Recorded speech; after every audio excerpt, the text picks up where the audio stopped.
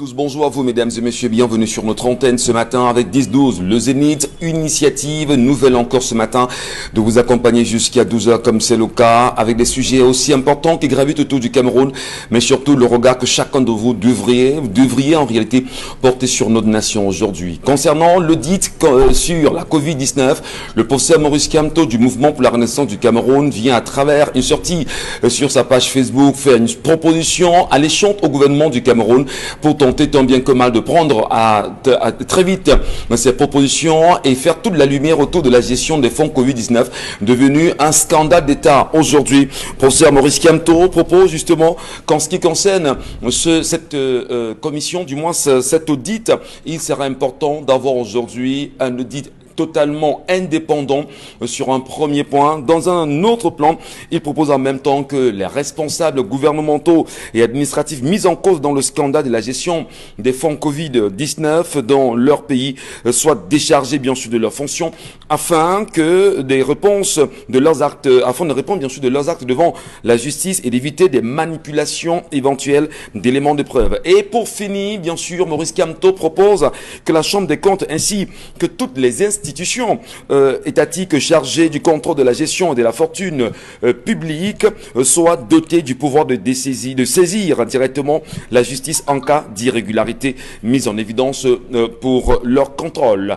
Eh bien, où en sommes-nous aujourd'hui? Est-ce que la sortie de Maurice Kamto peut-elle être appliquée ou encore au moins, écoutez, le peuple camerounais est-il conscient au moins que Maurice Kamto n'est pas loin d'eux à travers cette sortie qui prouve encore que l'homme politique et opposant tente lui aussi de donner son point de vue sur la gestion de ces 180 milliards de francs CFA de fonds attribués au Cameroun par le Fonds monétaire international pour la gestion de la crise sanitaire qui sévit jusqu'à présent sur le Cameroun. Qu'est-ce qu'il en est? Quel regard portons-nous aujourd'hui sur le professeur Maurice Kamto? Et au-delà de cette question, madame, messieurs, le journal Kalara ce matin est revenu sur une sortie qui nous laisse quand même pantois sur la réalité concernant cette gestion des fonds Covid-19, mais surtout sur les juges de la Chambre des comptes qui, dit-il, le journal conteste le rapport de Covidgate et d'ailleurs le document à l'origine des poursuites judiciaires contre les ministres n'a jamais été adopté par la juridiction.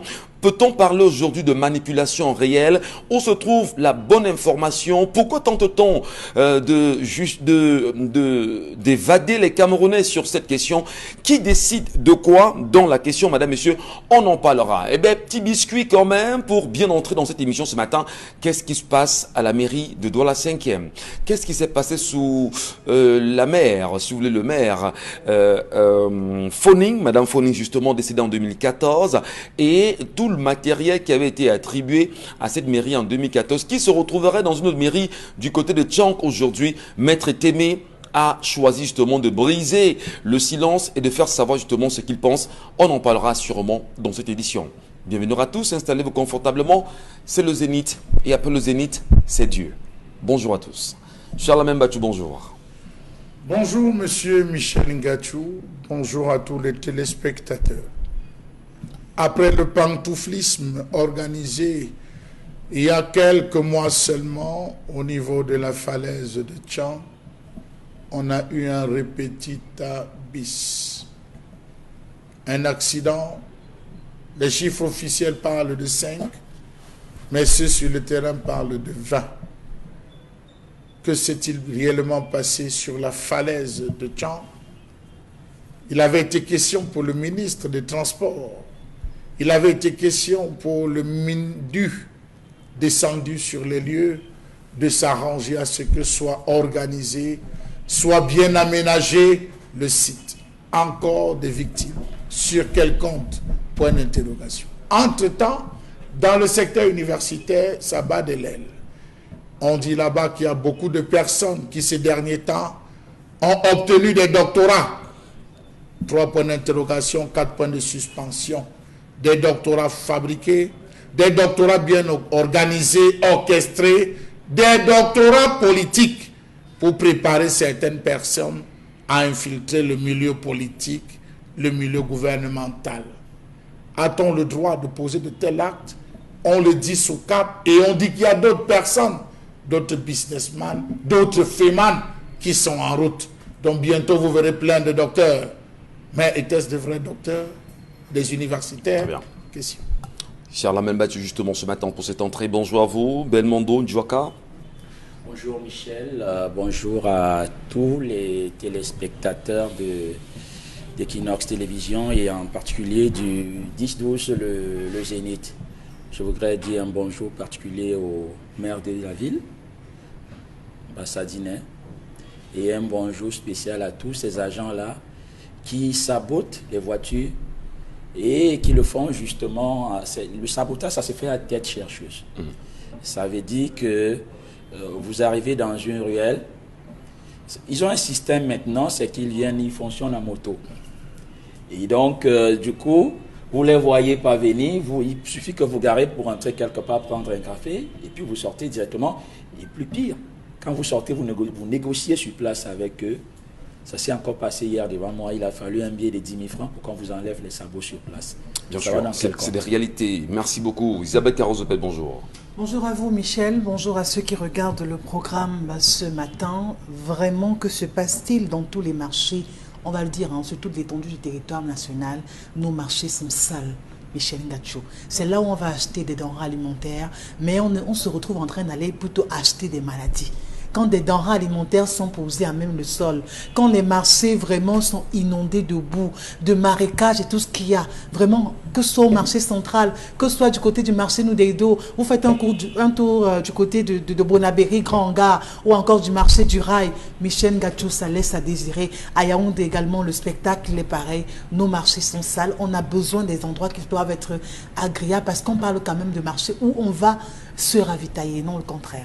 Et on parle peut-être pas du marché de Fundy également ce matin. Les réalités sont aussi pratiquement les mêmes là-bas. Bonjour à vous, Karine Santia. Bonjour, Michel Ngachou. Bonjour aux téléspectateurs. Plaisir en même temps, madame, monsieur, de vous rappeler que vous connaissez les plateformes à travers lesquelles vous pourrez toujours nous laisser vos commentaires et appréciations. Le numéro qui tout à l'heure s'affichera au bas de l'écran. N'hésitez pas à envoyer vos réactions et commentaires. Et surtout, allez vous abonner si jamais ce n'est pas encore fait sur la page Equinox TV. C'est sur Facebook. Regardez-nous aussi en live. On en profite pour saluer la diaspora camerounaise qui est avec nous ce matin et qui sera avec nous en soirée. Bonjour à vous ou bonsoir, qu'importe le moment où vous nous recevez. L'histoire de ce matin, Karine Santia. C'est l'histoire de Evelyne qui est mariée depuis 4 ans. Elle a 2 enfants. Il y a une semaine, sa belle-mère est venue à la maison et a découvert que Evelyne était en train de faire la cuisine. La grand-mère a regardé les enfants. La grand-mère a vu que les enfants n'avaient pas pris du poids depuis la dernière fois qu'elle était venue à la maison rendre visite aux enfants. Elle s'est rendue aussi compte que son fils aussi qui était à la maison n'était pas aussi différent que ça, parce qu'on sait que chez nous en Afrique, quand quelqu'un se marie, à peine 1 an, il a pris du poids, il a pris des jours, ou alors sa mine est totalement différente, elle est plus fraîche. Alors la belle-mère s'est fâchée, elle a porté les frites de poisson que Evelyne était en train de faire avec les fruits de plantain, elle a versé et puis elle a fait le macabo râpé. Elle a cuisiné le macabo râpé avec la sauce blanche, elle a servi et puis tout le monde a mangé normalement et elle est partie. Donc elle est partie, c'est comme si elle venait seulement pour ça quoi.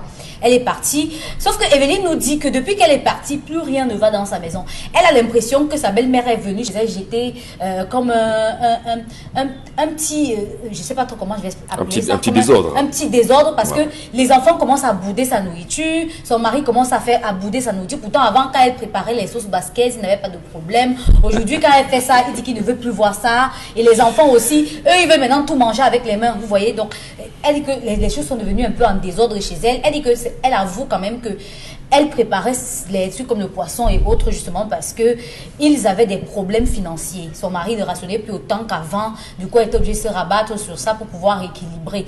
Aujourd'hui, elle ne sait pas comment faire pour que l'ordre revienne un peu dans sa maison. Sauf que après m'avoir raconté cette histoire, je me suis rendu quand même compte que ça pose un problème très important aujourd'hui pour les femmes qui, après être mariées, n'adoptent pas une certaine habitude culinaire pour toute la maison. Vous savez qu'il y a des personnes aujourd'hui qui n'ont pas trop l'habitude des repas traditionnels. Vous expliquez déjà. Non, je dis ça pose un problème. Je vous explique le problème que ça pose. Peut-être que ça pose le problème de ces femmes qui n'arrivent pas à faire parfois des mets qui ont trait à nos cultures lorsqu'elles se marient. Très bien. C'est bien sûr Problème. l'histoire de ce matin, madame, monsieur. Je ne sais pas si ce matin, il y a des femmes qui nous regardent qui ont, je vais dire, entre 16 ans et 40 ans, 50 ans, voire même. De mariage. Je ne sais pas, qui sont aussi en couple, parce qu'il y a des femmes de 16 ans qui sont en couple. Vous savez, ça se fait avec l'accord parental au Cameroun. Ben, demandez qu'est-ce qui peut bien justifier qu'une fois, après le mariage, monsieur soit mal nourri. Et que ce soit la belle-mère qui vienne apprécier cela, et même les enfants aujourd'hui. Est-ce que ça veut dire que les femmes n'ont pas eu la bonne culture, je veux dire, le bon apprentissage de l'art culinaire à travers tout ce que leur maman devrait leur restituer? Est-ce que justement il y a de la désinvolture? Est-ce qu'on peut parler juste de complexe entre autres de ce que on pourrait bien vouloir manger à la maison, et peut-être même de l'éloignement ou de la connaissance? Bref, c'est tant de problèmes que ça pose quand même ce matin. Eh bien, je me retourne d'abord avec vous, Karine Sontia, puisque vous avez effectivement compris cette histoire, et vous semblez justement déjà, à travers les problèmes posés, nous faire savoir que peut-être on peut retrouver ici des manquements sur cette femme-là. Voilà. Justement, par rapport à ce sujet de ce matin, ce qui m'intéresse, c'est notamment la cuisine, au niveau de ce que les femmes préparent et comment est-ce que ça se conçoit. Vous savez qu'il y a des personnes qui n'ont pas la culture de certains plats, et des plats avec beaucoup de sauce et autres. Il y a des personnes qui ont plutôt la culture des petites fritures. Donc, c'est parfois des habitudes culinaires. Mais dans ce couple particulièrement, je me dis que la femme n'a pas réussi à adopter un rythme culinaire qui pourrait allier à la fois ce qu'elle souhaite, ce qu'elle aime, et puis ce qui pourrait être bien pour tout le monde. Parce que l'alimentation, c'est aussi ça. À la fois, ça doit être bon, mais aussi ça doit être bien pour la santé. Et dans ce cas précis, il y a des habitudes qui pourraient compléter l'alimentation des enfants. Particulièrement, je vais prendre le cas du repas que la maman est venue faire. Quand vous voyez une personne adulte, âgée, qui entre chez vous et qui ignore votre propre cuisine pour faire la sienne, il faut déjà commencer à vous poser des questions. Ça veut dire que elle, avant de quitter, elle avait déjà des idées. Elle avait déjà préparé peut-être quelque chose en tête. Ça veut dire que elle a eu des informations selon lesquelles mais vraiment, tes petits-fils, si toi-même tu ne peux pas voir là-bas, ils vont mourir hein, et tout. Mais c'est peut-être une manière pour la belle-mère de passer l'information à sa belle-fille en lui disant que voilà le genre de repas que tu dois faire pour mon fils. Voilà ce qu'il aime. Parce que je me dis aussi qu'elle n'a pas eu le temps d'apprendre à connaître ce que son mari aime et d'adapter sa cuisine à ça aussi.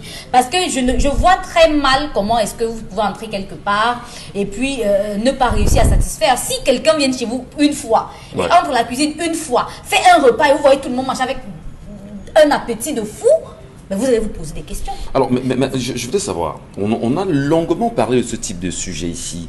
C'est-à-dire, Charlamagne Mbombok, en son absence, il faut peut-être le citer, dit souvent que la fille épouse, je crois, la cuisine de sa belle-mère, je crois un truc comme ça, et applique justement les valeurs de son mari.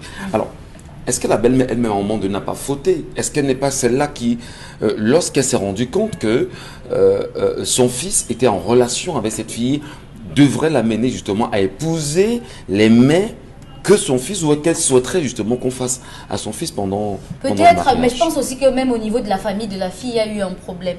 Vous savez qu'il y a des filles qui tellement, elles sont allées à l'école, elles font des études et tout, elles n'ont pas le temps de faire la cuisine à la maison. Ouais. Oui, elles n'ont pas le temps de faire la cuisine. Quand elles sont à la maison, c'est toujours devant l'ordinateur ou bien devant un téléphone et tout. Donc, elle ne fait pas la cuisine. Elle ne socialise même pas d'abord avec son environnement à la maison. C'est devenu comme ça aujourd'hui. C'est vrai que c'est regrettable, mais ça devient de plus en plus de cette manière-là que les gens vivent. Et du coup, quand elle rencontre un monsieur, et puis elle lui dit, moi, il ne sait pas faire la cuisine. Les gars, parfois très amoureux, ils disent, ok, ça ne fait pas de problème. Ce que tu as préparé, je vais manger. Et ce que c'est pas bon, je mange. Si c'est bon, tant pis. Et c'est chemin faisant qu'il se rend compte. Chemin faisant qu'il se rend compte que, en fait, elle a quand même des choses qu'elle sait faire et d'autres qu'elle ne sait pas. Il finit par s'adapter à ce qu'elle sait faire et tant pis. Parfois, si elle ne sait que faire des repas comme la sauce basquaise, le riz ou encore les plantains frits, il va s'adapter à ça. Pourtant, à la base, le gars a été élevé avec le couscous maïs, le couscous de manioc, le macabo râpé et autres. Il ne va jamais se lever un jour pour dire que chérie, j'ai vraiment envie de macabo râpé, par exemple. Le jour où vous allez même voir ce genre de personnes, quand ils veulent manger certains repas,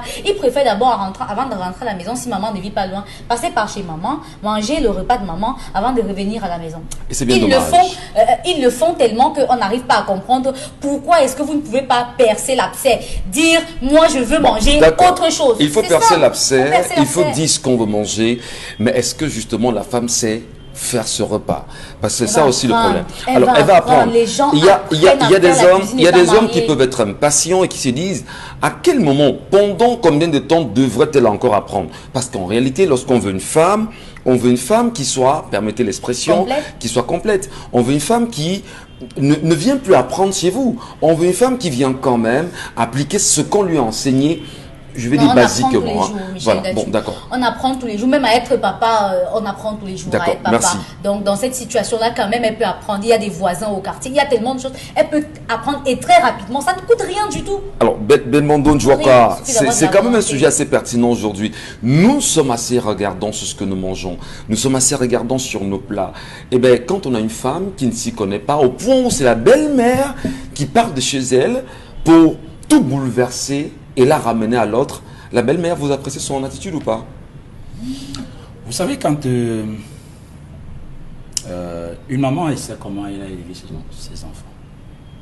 Et une maman connaît mieux que quiconque ses enfants. Oui. Vous savez, parfois, quand nous allons au village, quand on était même plus petit, on allait pendant les grandes vacances au village. La première chose quand vous arrivez, quand c'est grand-mère ou une tata qui va être, mais on vous touche, on met, attends, on vous regarde, on dit, attends, cet enfant ne mange pas bien. Ouais.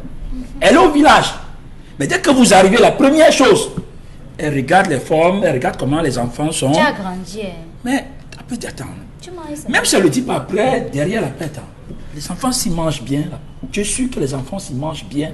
Et vous voyez parfois les enfants, dès qu'ils rentrent des vacances, quand ils arrivent en ville, ils n'ont plus du poids. Ouais. Ok? Quelques semaines, quelques mois après, quand la maman décide de venir rendre visite aux enfants en ville, les enfants ont fondu. Et là, ça pose. Et l'école, non? Non, mais c'est sérieux. Eux, au village, ils vont aussi à l'école. Donc, ça pose un problème. Donc, vous savez, je pense que cette fille-là a raté, donc, dès le bas âge, c'est ce genre de fille qui n'allait pas accompagner maman à la cuisine. Donc, genre de fille occidentalisée, comme Charles Hamel aime bien le dire. Oui, donc, émancipée.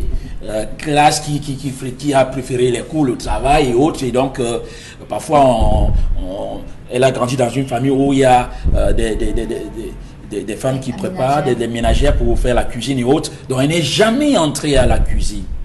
Et ça, ce sont les conséquences de ça. Donc, vous voyez donc que maintenant, elle est dans son foyer. Vous avez des filles, des femmes qui passent par le restaurant. Elle finit le boulot, elle passe par le restaurant, elle achète le repas pour son mari le soir. Ou alors, quand on rentre le soir, on va dans un restaurant, on va dîner le soir quelque part. Donc, elle ne prépare pas. OK? Donc, on habitue aux enfants certaines choses. Si bien que quand la belle-mère arrive, attends, premier repas qu'elle fait, tous les enfants, attends, prennent goût. Le mari, lui, qui avait l'habitude, quand il était petit, de manger justement les repas, bien fait, bien concoctés par sa maman, ben, Mais Karine l'a dit tout à l'heure, on peut ne pas savoir préparer.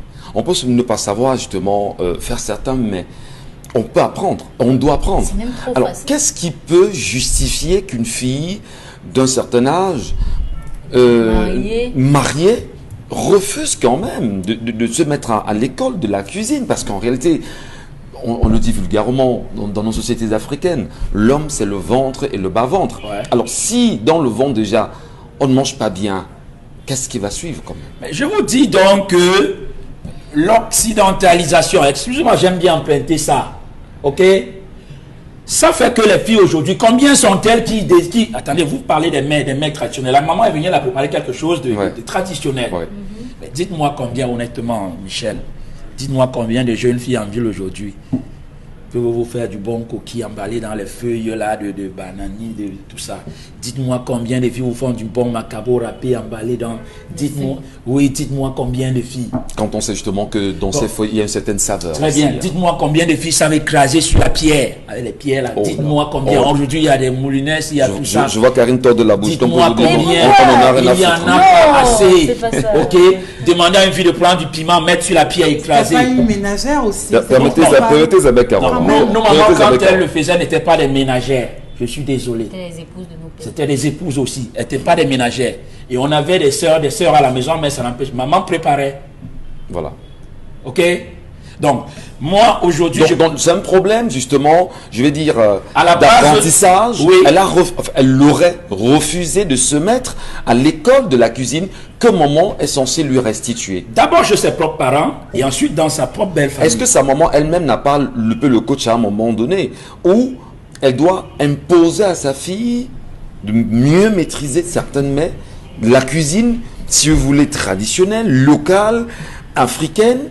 Est-ce que la maman elle-même quelque part, si on l'a jugé, n'aurait pas le coach quelque part, Belmondo? Ouais, peut-être que la maman a bien voulu initier la fille, mais comme regardez nos filles, nos jeunes filles aujourd'hui, vous pensez que c'est facile pour vous de demander à une fille de venir faire la cuisine à côté de maman là aujourd'hui là?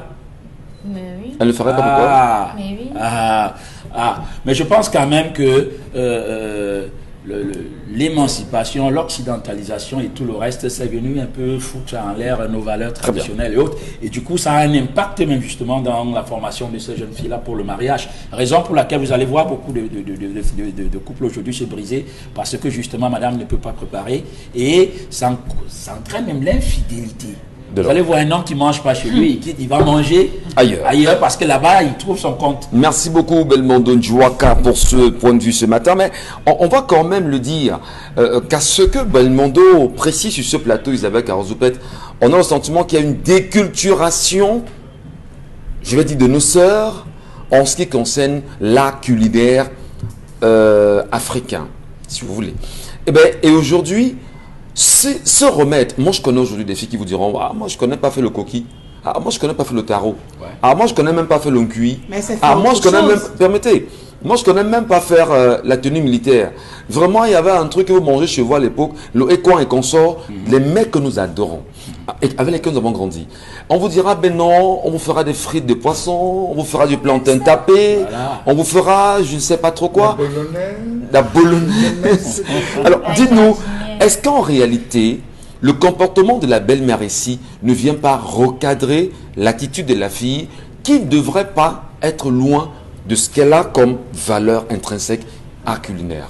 Si vous aimez tant votre mère, pourquoi vous ne l'épousez pas? Ça veut dire quoi? Vraiment. Non, attendez. Vraiment. Si vous aimez tant votre mère, si vous aimez tant ses repas, si vous êtes tellement amoureux du coquille, si vous êtes tellement amoureux du macabo râpé, ou encore du mbol, ou du sanga, On épouse maman. restez donc là-bas. On ne vous épouse pas. Si vous choisissez d'épouser Isabelle Carole, épousez aussi ce qu'elle sait faire. Ça veut dire? Ça veut dire que si moi je m'arrête vraiment à vous faire des fricassés de pommes, vraiment avec un peu de poulet moutarde à l'appui, pour vous adopter. Oui, c'est de ça qu'il est question. Michel Ngatou, c'est de ça qu'il est question. C'est de ça qu'il est question. D'accord. C'est de ça qu'il s'agit. D'accord. Vous avez épousé cette femme, non? Ouais. Vraiment, vous assumez.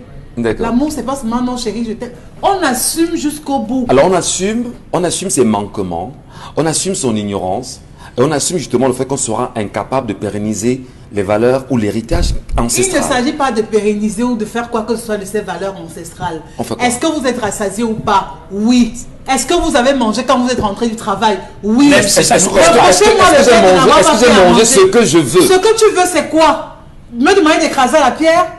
Michel Ngatou. Je n'ai pas besoin de ce parfum de. Est-ce que vous savez que lorsqu'on passe le temps à écraser la pierre, ça affecte la poitrine de la femme? Est-ce que vous le savez? J'ai très peur quand vous le dites. Vous voulez que je le dise en français facile? Dites-nous justement pour qu'on comprenne très bien. Non. Dites-nous pour qu'on comprenne. C'est-à-dire parce que je regarde. Mettez l'enfant et écraser, finir les scènes. Voilà.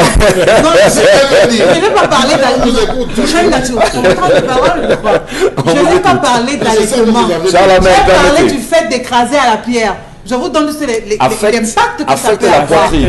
Le buste n'est plus, il s'affaisse rapidement. Voilà. Et puis, vous n'êtes plus Vous désirable. n'êtes plus la même personne. C'est ça le problème. Vous commencez à être mal regardé. Vous êtes déjà chez votre mari là? Non. Vous voulez plaire à qui d'autre? Je crois que Michel Ngatou, vraiment, cet homme n'a pas assez de plan. Permettez Charlamel. De la femme, plus que, je dis le soutien. Permettez. Détruire les scènes de la femme, plus que cette affaire qu'elle raconte. Merci. On vous a suivi. Isabelle Carole, finissez. Poursuivez votre analyse et commentaires, je vous en prie. Alors je dis que les hommes ne passent pas par le fait qu'une femme ne sache pas faire à manger pour justifier leur infidélité. Vous n'avez qu'à justifier votre infidélité autrement, ou alors à dire que vous êtes par essence fidèle. Parce qu'on a écouté Belmondo qui dit que c'est même ça qui est parfois à l'origine de l'infidélité de l'homme. Ouais. Donc, qu'on laisse les femmes là où elles sont et que les hommes vraiment trouvent votre alibi, que le dire le chat allait dehors parce que ma femme ne fait pas bien manger. Et la nourriture se trouve sur un lit, je ne pense pas. Donc, c'est pour dire que il faut s'acclimater, il faut s'adapter et il faut vivre la relation. Accepter cette femme telle qu'elle est. Si elle n'arrive pas à vous faire ce que vous avez envie de faire, vous pouvez lui dire ça de manière... C'est pas peut-être indirect, avec un peu de tact et tout. Et si vous estimez que c'est votre mère, vous avez tout eu ceci, vous avez eu tout eu cela. Chez elle, vous avez autre chose. Vous découvrez également autre chose. Elle peut ne pas être de votre région. Elle peut venir, c'est pas ça. peut être une fille du centre. Mais ce que vous dites est tellement beau, c'est pertinent. Et maintenant, moi, je suis Bamleke. Vous êtes, je ne sais pas trop, Ewondo, Boulou, parce que j'adore les filles Ewondo et Boulou d'ailleurs. Vous vous dites, vous venez chez moi avec ce que vous avez. Ce que vous avez, c'est quoi? Parce qu'il y a cette pensée qui disait, si tu diffères de moi, loin de me léser, tu m'enrichis. Alors, tu viens avec tes valeurs, tu viens avec tes mets, tu viens avec ta culture, tu viens avec ta cuisine. Quand tu ne l'as pas, finalement, qu'est-ce que tu regorges? Qu'est-ce que tu as? Michel, que les hommes arrêtent de se plaindre. Parce que si on va même regarder, peut-être que ces femmes sont tellement mal rationnées. Et elle n'arrive même pas à faire les plats que monsieur demande. Oui, c'est toujours comme ça. Les hommes,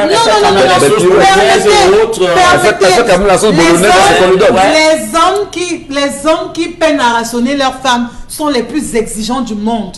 Je le dis et je l'assume.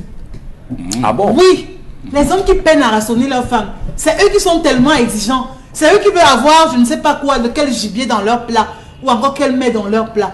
Qu'il faut qu'ils commencent aussi à arrêter. Oui. Parce que quand on va au marché, c'est une autre réalité qu'on a. Donc si vous êtes arrivé que la femme a fait des frites de plantain, a fait un peu de poisson, manger aussi léger, c'est aussi important. Dans l'histoire, vous voulez passer votre temps à manger ceci, manger cela. Mangez également ce qu'elle vous propose. Non. Je crois qu'on a quand même une femme qui, pour elle, quand j'écoute l'histoire, elle adore les plats légers. Ouais. Comme ça s'adapte elle adore les plats légers et ceci a des conséquences sur la santé de sa famille. Parce que quand on mange mal, également, on ne peut pas être en bonne santé. Elle n'a pas fait les mêmes plats tous les jours.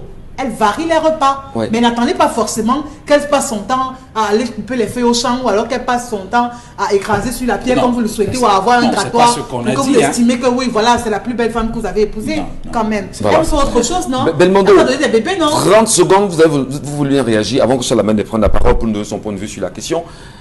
Qu'est-ce que vous voulez rapidement ramener à Isabelle Carole? Parce que Isabelle Carole, voilà, elle nous a cité dans les mets qu'elle nous a cités. Moi, je n'ai compris aucun mets africain. Ouais. On est en Afrique là. Ouais. Elle vous a cité fricassé de poulet, patata. Isabelle Carole, nous avons grandi ensemble. On n'a pas mangé les fricassés, les machins et tout le reste. Ok? Non. Mais bon, alors donc il ne faudrait pas qu'aujourd'hui. Non, elle a dit ils ont grandi ensemble. On a grandi ensemble. Voilà. On a grandi au pays ensemble. Toi et moi, on n'a pas mangé les fricassés et autres pour être ce que nous sommes aujourd'hui. Les réalités ne sont pas les mêmes. Ah, ok. Donc moi, je voulais simplement dire ceci. Aujourd'hui, la réalité les rattrape. La belle-mère est venue pour une seule fois qu'elle a préparé. Après, elle est partie. Un seul. Ce n'est pas qu'elle est venue occuper la maison. Elle a fait un seul repas. Et elle s'en est allée. Elle s'en est allée. Ouais. Aujourd'hui, on réclame les repas de la belle-mère. C'est un problème. Charlamagne Bachou. Permettez, c'est bon, je vous en prie. Charlamagne, aujourd'hui, il y a lieu de ramener nos sœurs qui ont certainement perdu ces valeurs à l'essence de ce qu'elles devraient être. Non, je salue mon beau. Je vous en prie. Je salue mon beau. Votre point de vue, je vous en prie, Charlamagne. Permettez, Isabelle Carole. Il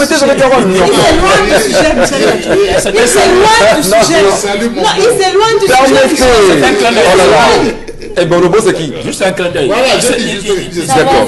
Merci beaucoup. Allez, Charlamagne, poursuivre. Michel Ngachou, il y a un proverbe bantou qui dit: lorsque ta fiancée revient de saluer ta maman sans ses doigts, si ça ne sent pas les condiments, chasse-la. Elle est une mauvaise femme pour toi. Parce qu'aucune fiancée n'arrivera chez la belle-mère sans entrer à la cuisine. Chez le Bantou, avant d'épouser une femme, elle a un cycle d'observation qui équivaut à 3 fois 3, c'est-à-dire 9 mois dans la cuisine de sa belle-mère, Monsieur Michel Ngachou, où on lui enseigne les rudiments. On épouse la femme aujourd'hui pour 3 choses: la cuisine, le sexe, le comportement. Voilà les 3 valeurs. Parce que qui dit comportement de la femme renvoie à l'éducation de la maman. Une femme qui ne sait pas préparer est une mauvaise femme. La preuve, monsieur Michel Gatchou, aujourd'hui, tous les hommes sont devenus infidèles à cause des femmes qui ne savent pas préparer. Je confirme. Michel Gatchou, c'est dans la ville de Douala. C'est un argument qui ne tient pas. Quand même. Et j'encourage les hommes. N'ayons pas peur. N'ayons pas peur. Parce que madame ne fait pas bien manger, vous allez dehors. J'encourage les hommes qui Parce que sont vous allez être polygame. J'encourage. Monsieur Michel Gatchou, comptez le nombre de restaurants qui existent entre école publique et Bonakwama. Entre Bonakwama et Bonandio. Faites-y un tour tous les soirs. Faites-y un tour tous les jours et tous les soirs. Vous allez voir. Tout entre vendredi, samedi et dimanche, les hommes sont des touristes. Voilà. Ils sont des tarocrates. Ils sont des héromanes. Des bouillocrates. Voilà. Parce qu'ils sont des femmes inutiles à la maison. Vous riez, monsieur Michel Gatchou. Ils sont des femmes inutiles à la maison. Derrière, c'est très important. Vous voyez un gars, il prie seulement que dimanche arrive. Il a son macheron qui doit prendre quelque part. Dimanche, il se lève et dit qu'on fait quoi? Il fait ce que les enfants vont manger. J'arrive. Il est à son endroit. Dès qu'il dit, tu es là, il dit, comme l'autre jour. Il connaît ses repas du dimanche, du samedi. Et s'il vous plaît, dans tous ces endroits, les tarots, on va désormais, ou des restaurants, on va des vins rouges de qualité. Quand le gars arrive, finit de manger, il dit, bon, il ne me reste plus qu'une seule chose, aller dormir. Le seul prétexte pour sortir, c'est ses godasses. Ouais. Les jours, Là, il va au 2-0. je peux 2-0. Il jette ça derrière la voiture, le tarot, il finit, il rentre le soir, il marche un peu, il transpire, il va se coucher, il dit que vraiment, j'ai fait le sport aujourd'hui. Sa femme dit que ton ventre, comment il dit, laisse, je me bats pour que ça finisse, alors que le gars fait le plus ou moins. Voilà donc des femmes qui ont poussé leur mari à se retrouver dehors. Vous avez une femme à la maison qui, en un mois, associe la sauce, c'est-à-dire quand elle parle la sauce à la tomate, elle prépare près de 90 repas avec la tomate. Riz sauté, tomate, riz sauce tomate, pommes sautées. Elle vous fait le macabo sauté avec les tomates. Toutes les nourritures, même la sauce arachide, elle réussit à vous mettre la tomate dans la sauce arachide. Vous vous posez la question de savoir, mais je vis avec qui? Quand une femme part en mariage, je prends la zone, je vais laisser l'ouest, je prends la zone de Sahara. Il y a ce qu'on appelle la liane du mariage. La liane du mariage. Le beau-père appelle sa femme devant toute l'assemblée. Il prend la liane, il l'attache sur le ventre, il note. Il montre à toute la famille que vous avez vu, on attache à l'endroit. Il prend le mari, on note, on attache à l'endroit. 6 mois plus tard, avant qu'on ne vous délivre le certificat traditionnel, parce que beaucoup ont noté des femmes, ils sont couchés chez eux sans certificat traditionnel de mariage. Vous n'êtes pas marié. Même si vous avez tout donné, vous n'avez pas le certificat traditionnel, vous n'êtes pas marié. D'accord, qu'est-ce qui se passe? Le gars revient 6 mois après, on reteste. Si le gars n'a pas pris le poids, si la femme n'a pas pris le poids, on la garde. Parce que vous entretenez mal. Ce n'est pas le mauvais poids, c'est le poids de la stabilité. Même vous, monsieur Ngatchou, même moi ici présent, tout homme, quand il entre dans une relation avec une femme, après un certain temps, cette stabilité fait en sorte que vous avez une mine, vous avez un poids. Cette maman s'est rendue compte à travers le regard familial, comme le disait tout à l'heure Belmondo, que les mamans, quand vous arrivez au village, on vous masse. Ouais. Elle vous tape, elle touche les pieds. Les pieds, si, quand tu veux porter les babouches là, tu enlèves les babouches là, marche pieds nus. C'est quel poulet de ferme qu'on m'a ramené. Donc la maman, la grand-mère du village a cette façon de mettre l'enfant, d'acclimater l'enfant, alors qu'en ville, on prépare des repas. Vous avez des femmes qui veulent et qui savent préparer. Mais elle dit, ça prend le temps. Faire le takfuku, ça prend du temps. Donc tu vas passer le temps là à la cuisine. Elle préfère les nourritures légères. Vous avez des femmes qui savent faire, mais qui choisissent, comme on l'a dit, d'aller payer, ou payer quelqu'un, ou payer la voisine. Beaucoup d'hommes ne savent pas que quand ils passent des commandes, c'est la voisine qui prépare sur le pain de ta voisine. Comme tu peux marcher, pardon, mon mari, il aime quand c'est toi qui fais pardon, ne lui dis pas. Et vous avez d'autres. Vous venez de trahir les secrets des femmes aujourd'hui, hein, c'est très dangereux. Et vous regardez. Ma voisine de gauche de se calmer parce que permettez. Non, on va revenir certainement tout à l'heure. Il y aura des commentaires. On a un synopsis. Je vous en prie, Isabelle Carole. Tout de suite, madame, monsieur, restez sur Equinox Télévision. La colère. Très injustement. Non.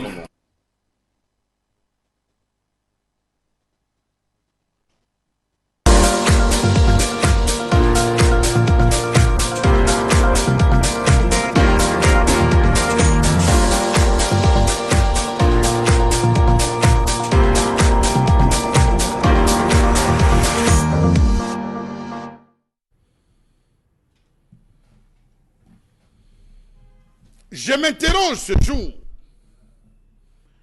sur la question de la non-implémentation du comité de suivi des résolutions du grand dialogue national dans ce pays.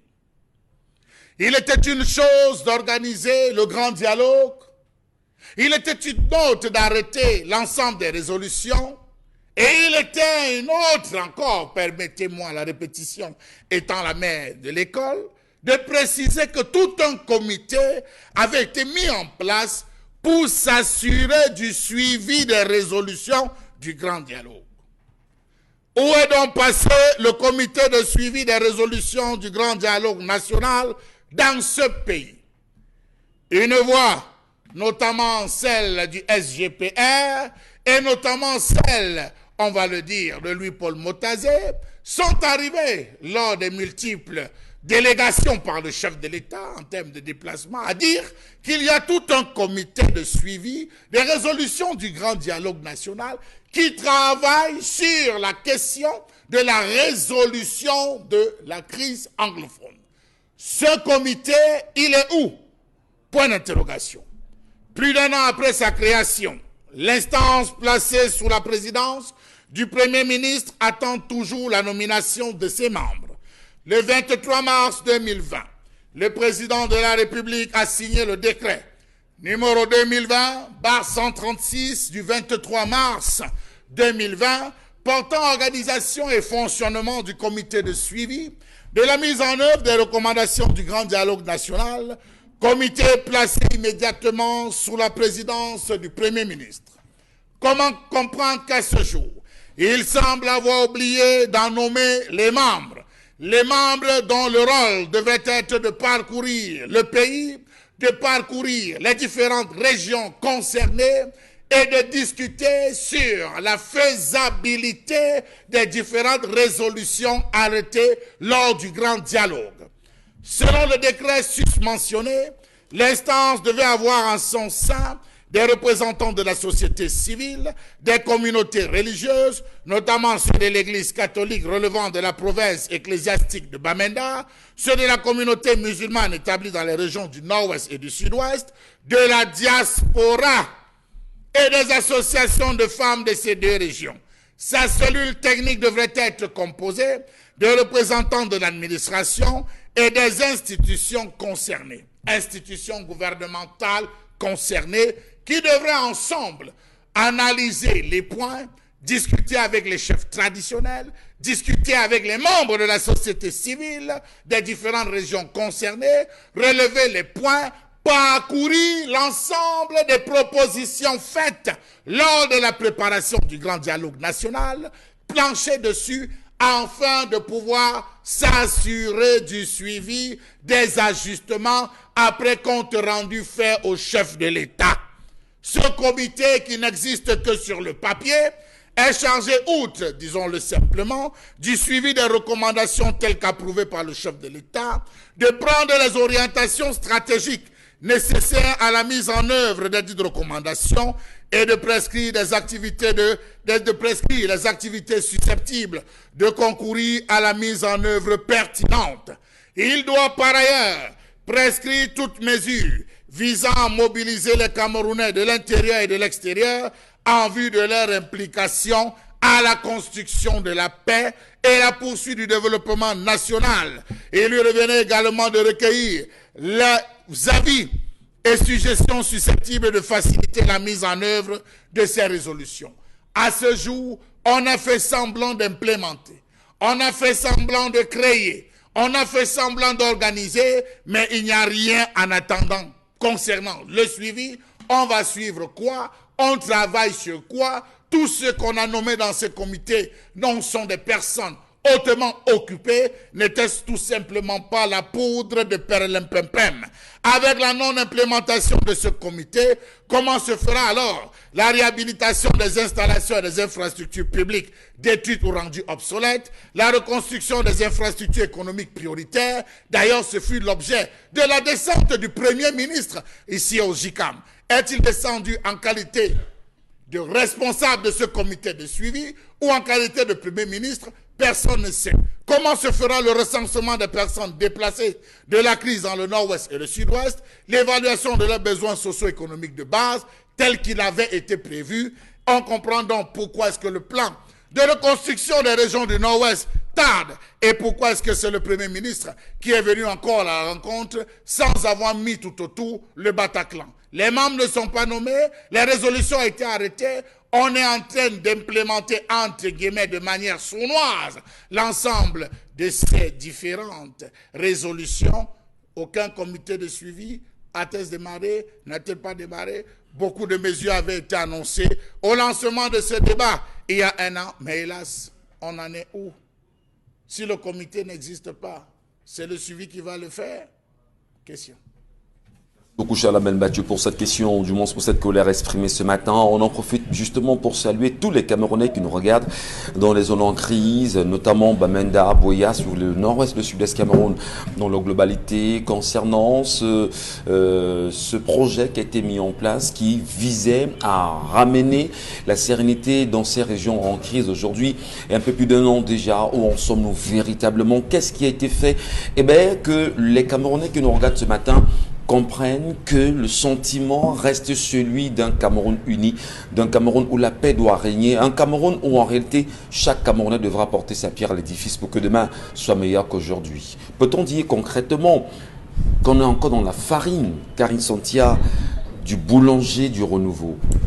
Avec cette question évoquée ce matin par Charles Mathieu. Certainement, lorsque c'est le décret qui rend la loi active, parce que le décret du président de la République permet d'implémenter notamment les décisions qui ont été prises. Et lors du grand dialogue national, plusieurs décisions ont été prises. Et je crois que l'implémentation du comité de suivi pour les résolutions du grand dialogue national était l'une des résolutions phares de ce grand dialogue national.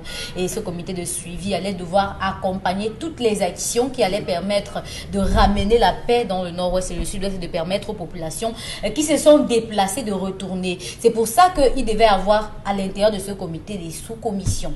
Et c'est la raison pour laquelle on avait pensé que la société civile devait faire partie de ce comité, le clergé devait faire partie de ce comité, la diaspora devait faire partie de ce comité, et ainsi de suite. Donc, c'est un ensemble de personnes qui allaient avoir la parole facile et même l'assentiment des populations pour permettre à ces dernières d'écouter d'abord et puis de faciliter leur retour dans les régions en crise. C'était aussi un comité qui allait permettre à ces populations qui sont déplacées, qui sont aujourd'hui dans les régions nigérianes, de décider de rentrer au Cameroun parce que eux au moins, ils sont devant ces derniers-là comme des personnes légitimes. Vous voyez? Donc c'était pas... Et puis le Premier ministre qui est le président de ce comité-là, et avait, en ce moment-là, il était un peu comme l'homme de la situation pour tout le monde. C'est pourquoi vous voyez que c'est lui qui est le président. Mais la première incongruité de ce comité, c'est que c'est 6 mois après l'avoir décidé au Grand Dialogue National que le président de la République l'a créé sur décret. Donc, on a attendu 6 mois de fin septembre à octobre pour que en mars, le président de la République décide... C'était mars ou avril? Non, en janvier pratiquement. Voilà, avril, que le président de la République décide de faire un décret qui permettra à ce comité de se mettre sur pied. Sauf que jusqu'aujourd'hui, on ne connaît pas qui sont vraiment les membres. On ne connaît pas vraiment qui sont les composants parce que c'est juste des groupes. Mais institut personnel, on ne connaît pas vraiment qui c'est. Et c'est ça qui bloque. Qui fait quoi, quand, où, pourquoi et comment. Justement, qui fait quoi, comment, par quoi on va commencer. Parce qu'on ne peut pas résoudre ce genre de problème sans avoir une stratégie. Il faut bien qu'il y ait une stratégie. On commence où? Est-ce qu'on va commencer d'abord par sensibiliser les déplacés qui sont dans les régions de l'ouest, du littoral? Est-ce qu'on va d'abord commencer par faire une grande campagne nationale afin qu'ils soient d'abord acceptés dans leurs différentes localités? Est-ce qu'il y avait un ensemble de choses qui devaient mettre sur pied pour pouvoir implémenter? Sauf que jusqu'aujourd'hui, on se rend bien compte que le décret d'application de certaines lois, de certaines décisions qui ont été prises lors du grand dialogue national n'a pas encore vu le jour. Décret d'application problématique aujourd'hui, Belmondo. Le chef de l'État, d'ailleurs, a promis à chaque fois à ses sorties de tout faire pour ramener la paix dans ces zones. Alors, on attend une commission, du moins ce qui est géré par le Premier ministre. Les résolutions de ce grand dialogue national peinent à être implémentées, appliquées. Eh bien, la guerre s'enlise. Ça fait 5 ans que ça dure aujourd'hui. Je demandais tout à l'heure, Karine Santia, est-ce que le renouveau n'a pas emballé les Camerounais dans une farine et est devenu le boulanger qu'on peut reconnaître aujourd'hui à travers cette histoire qui devient pénible pour tous les Camerounais? Je pense que les Camerounais, dans leur immense majorité, aujourd'hui se rendent bien compte qu'on les a roulés, qu'on nous a tous roulés dans la farine. Donc qu'est-ce qui a avancé depuis le grand dialogue? Les choses ne font qu'aller de mal en pire. Dites-moi ce qui a avancé après le grand dialogue. Donc vous parliez tout à l'heure de boulanger. Donc c'est un véritable boulanger. Et vous voyez, on parle des décrets, Karine parlait des décrets d'application. C'est justement ça qui bloque. Qu'est-ce qui empêche Paul Biya de... Ça veut dire qu'on prend les résolutions, mais à la fin, on remet tout ça au chef de l'État. Qui doit nommer les membres. Qui doit nommer les membres. Il prend tout son temps. Il choisit le président d'abord, maintenant il laisse. Il choisit le président, on nous communique, voilà le président. Qui sont les membres? Pourquoi est-ce qu'on ne nous dit pas qui sont les membres? Qu'est-ce qu'on cache? Est-ce qu'il y en a même d'abord? Est-ce que le président est même au courant de ça? Est-ce qu'il sait exactement ce qui se passe? Oui, mais le président a convoqué le grand dialogue sous la direction du Premier ministre qui justement diligentait les travaux. Et après ça, on a donc amené toutes les résolutions vers le président de la République qui lui devait donc mettre sur pied une commission. Il n'a pas parti rendre compte. À la France. Bien sûr, bon, il allait rendre compte. Et peut-être c'est de là qu'on a dit créer une commission. Et donc on arrive, on nous a présenté le président. Mais on attend toujours les membres. Si déjà il n'y a pas les membres de la commission, vous attendez quelle issue? Vous attendez quoi? Il n'y a rien du tout. Est-ce que ce n'est pas cette désinvolture aujourd'hui qui justifie, on va dire, l'évolution de la crise sur le terrain quand même? Parce qu'on a le sentiment que, même comme c'était un grand dialogue, dit-on, national, entre guillemets, avec les acteurs qui n'étaient pas ceux que les Camerounais auraient bien voulu voir devant la scène, d'accord, vous avez pensé à une commission pour résoudre justement cette question de la crise-là. Alors, est-ce que ce n'est pas ce type d'attitude, cette lenteur, on va même dire ce manque de respect pour les Camerounais qui justifie la crise qui est en cours aujourd'hui là-bas? Justement, les gens sont frustrés. Vous voyez aujourd'hui, quand vous voyez la situation parce que le grand dialogue national, c'était en premier lieu pour résoudre la crise du Nozo. On est venu, non seulement les principaux protagonistes, beaucoup ont été mis à l'écart, notamment ceux qui revendiquaient même beaucoup plus, certains qui étaient en prison, qui y sont toujours. D'ailleurs, on a dit, si on parle de dialogue inclusif, il fallait donc réunir autour d'une table tous les concernés. Mais on a choisi, on a crié au volet, on venait par région, c'était la tête chercheuse, et on s'est assis. C'est pour cela que certains ont fait tout d'appeler ça monologue. Alors, donc, on a donc pris des résolutions. Aujourd'hui, on parlait, par exemple, de statut spécial pour le Nozo. Ouais. On ne nous a pas dit ce qu'on mettait dans statut spécial. Dans statut spécial. Ouais. Voilà donc notre incomplété. Statut spécial, c'est quoi? Bon, moi, je veux même comprendre. On a fait une promesse aux Camerounais. Ouais. Je parle du peuple camerounais qui nous regarde ce matin. On vous a dit, on sort du grand dialogue avec des conclusions, parmi lesquelles le statut spécial, la commission qui doit gérer ici, etc. Les Camerounais sont chez eux couchés. Ça ne dérange personne pendant que les Camerounais sont en train de mourir de l'autre côté là-bas. On fait quoi pour que les gens se réveillent concrètement? Oui, mais attendez. Quand vous avez quelqu'un qui vous roule dans la farine et que les gens acceptent, qu'est-ce que vous voulez? Ceux de nos frères du Nord-Ouest et du Sud-Ouest, ils en ont marre. Ils en ont marre, c'est pour cela que je ne suis pas, je suis pas pour la guerre. Du tout. Mais parfois, il y a des choses qui vous poussent à vous révolter. À vous révolter. Ouais. Quels sont... On nous a fait sortir quelques personnes en disant que ce sont les ex-combattants, c'est des personnes qui ont déposé les armes. Les armes. Je regardais encore l'autre jour, le Premier ministre mettait encore la première pierre, pour la construction du centre de réinsertion. Et dis donc, combien de temps après? Où sont les ex-combattants là qui étaient qu'on nous a présentés au grand dialogue? Où sont-ils? Dans la maladie, la prostitution dans les rues. Donc il faut qu'on soit sérieux quand même. Il faut qu'on soit sérieux. Et j'ai dit que tant que, justement, tu fais bien de poser la question, tant que les faibles qui ferment leur gueule resteront toujours faibles. Et se laisseront toujours. Est-ce qu'on peut qualifier l'attitude du chef de l'État ici comme étant de la désinvolture à l'endroit des Camerounais? Je parle de désinvolture.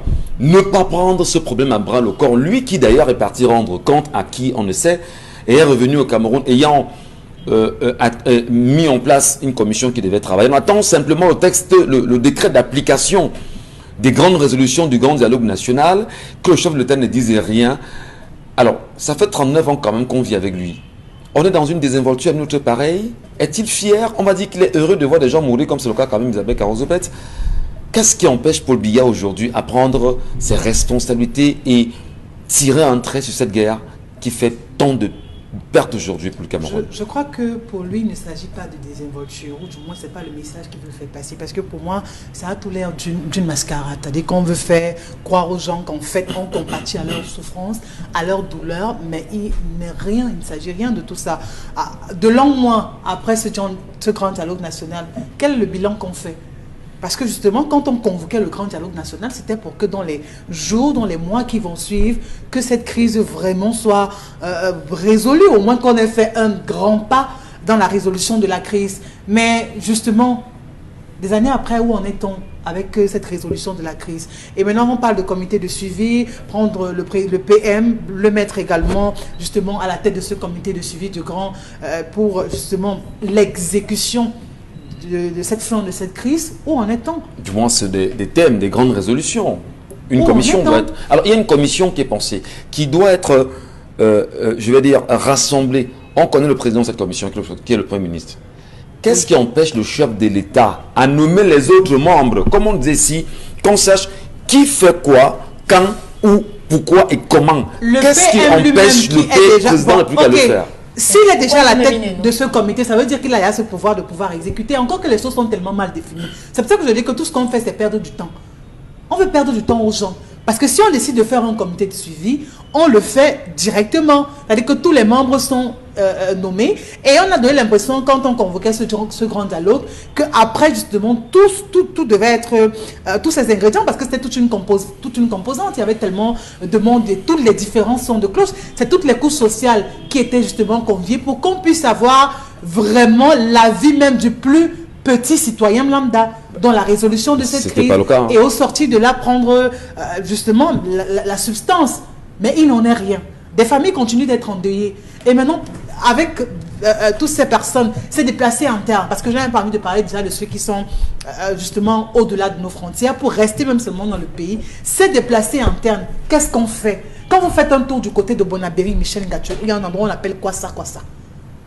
Franchement, vous savez à combien ces filles vous offrent leurs services?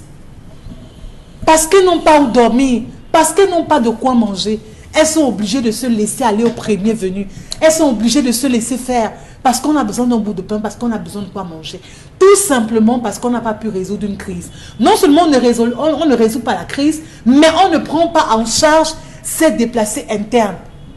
Ces personnes, plus de 4 ans que cette crise perdure.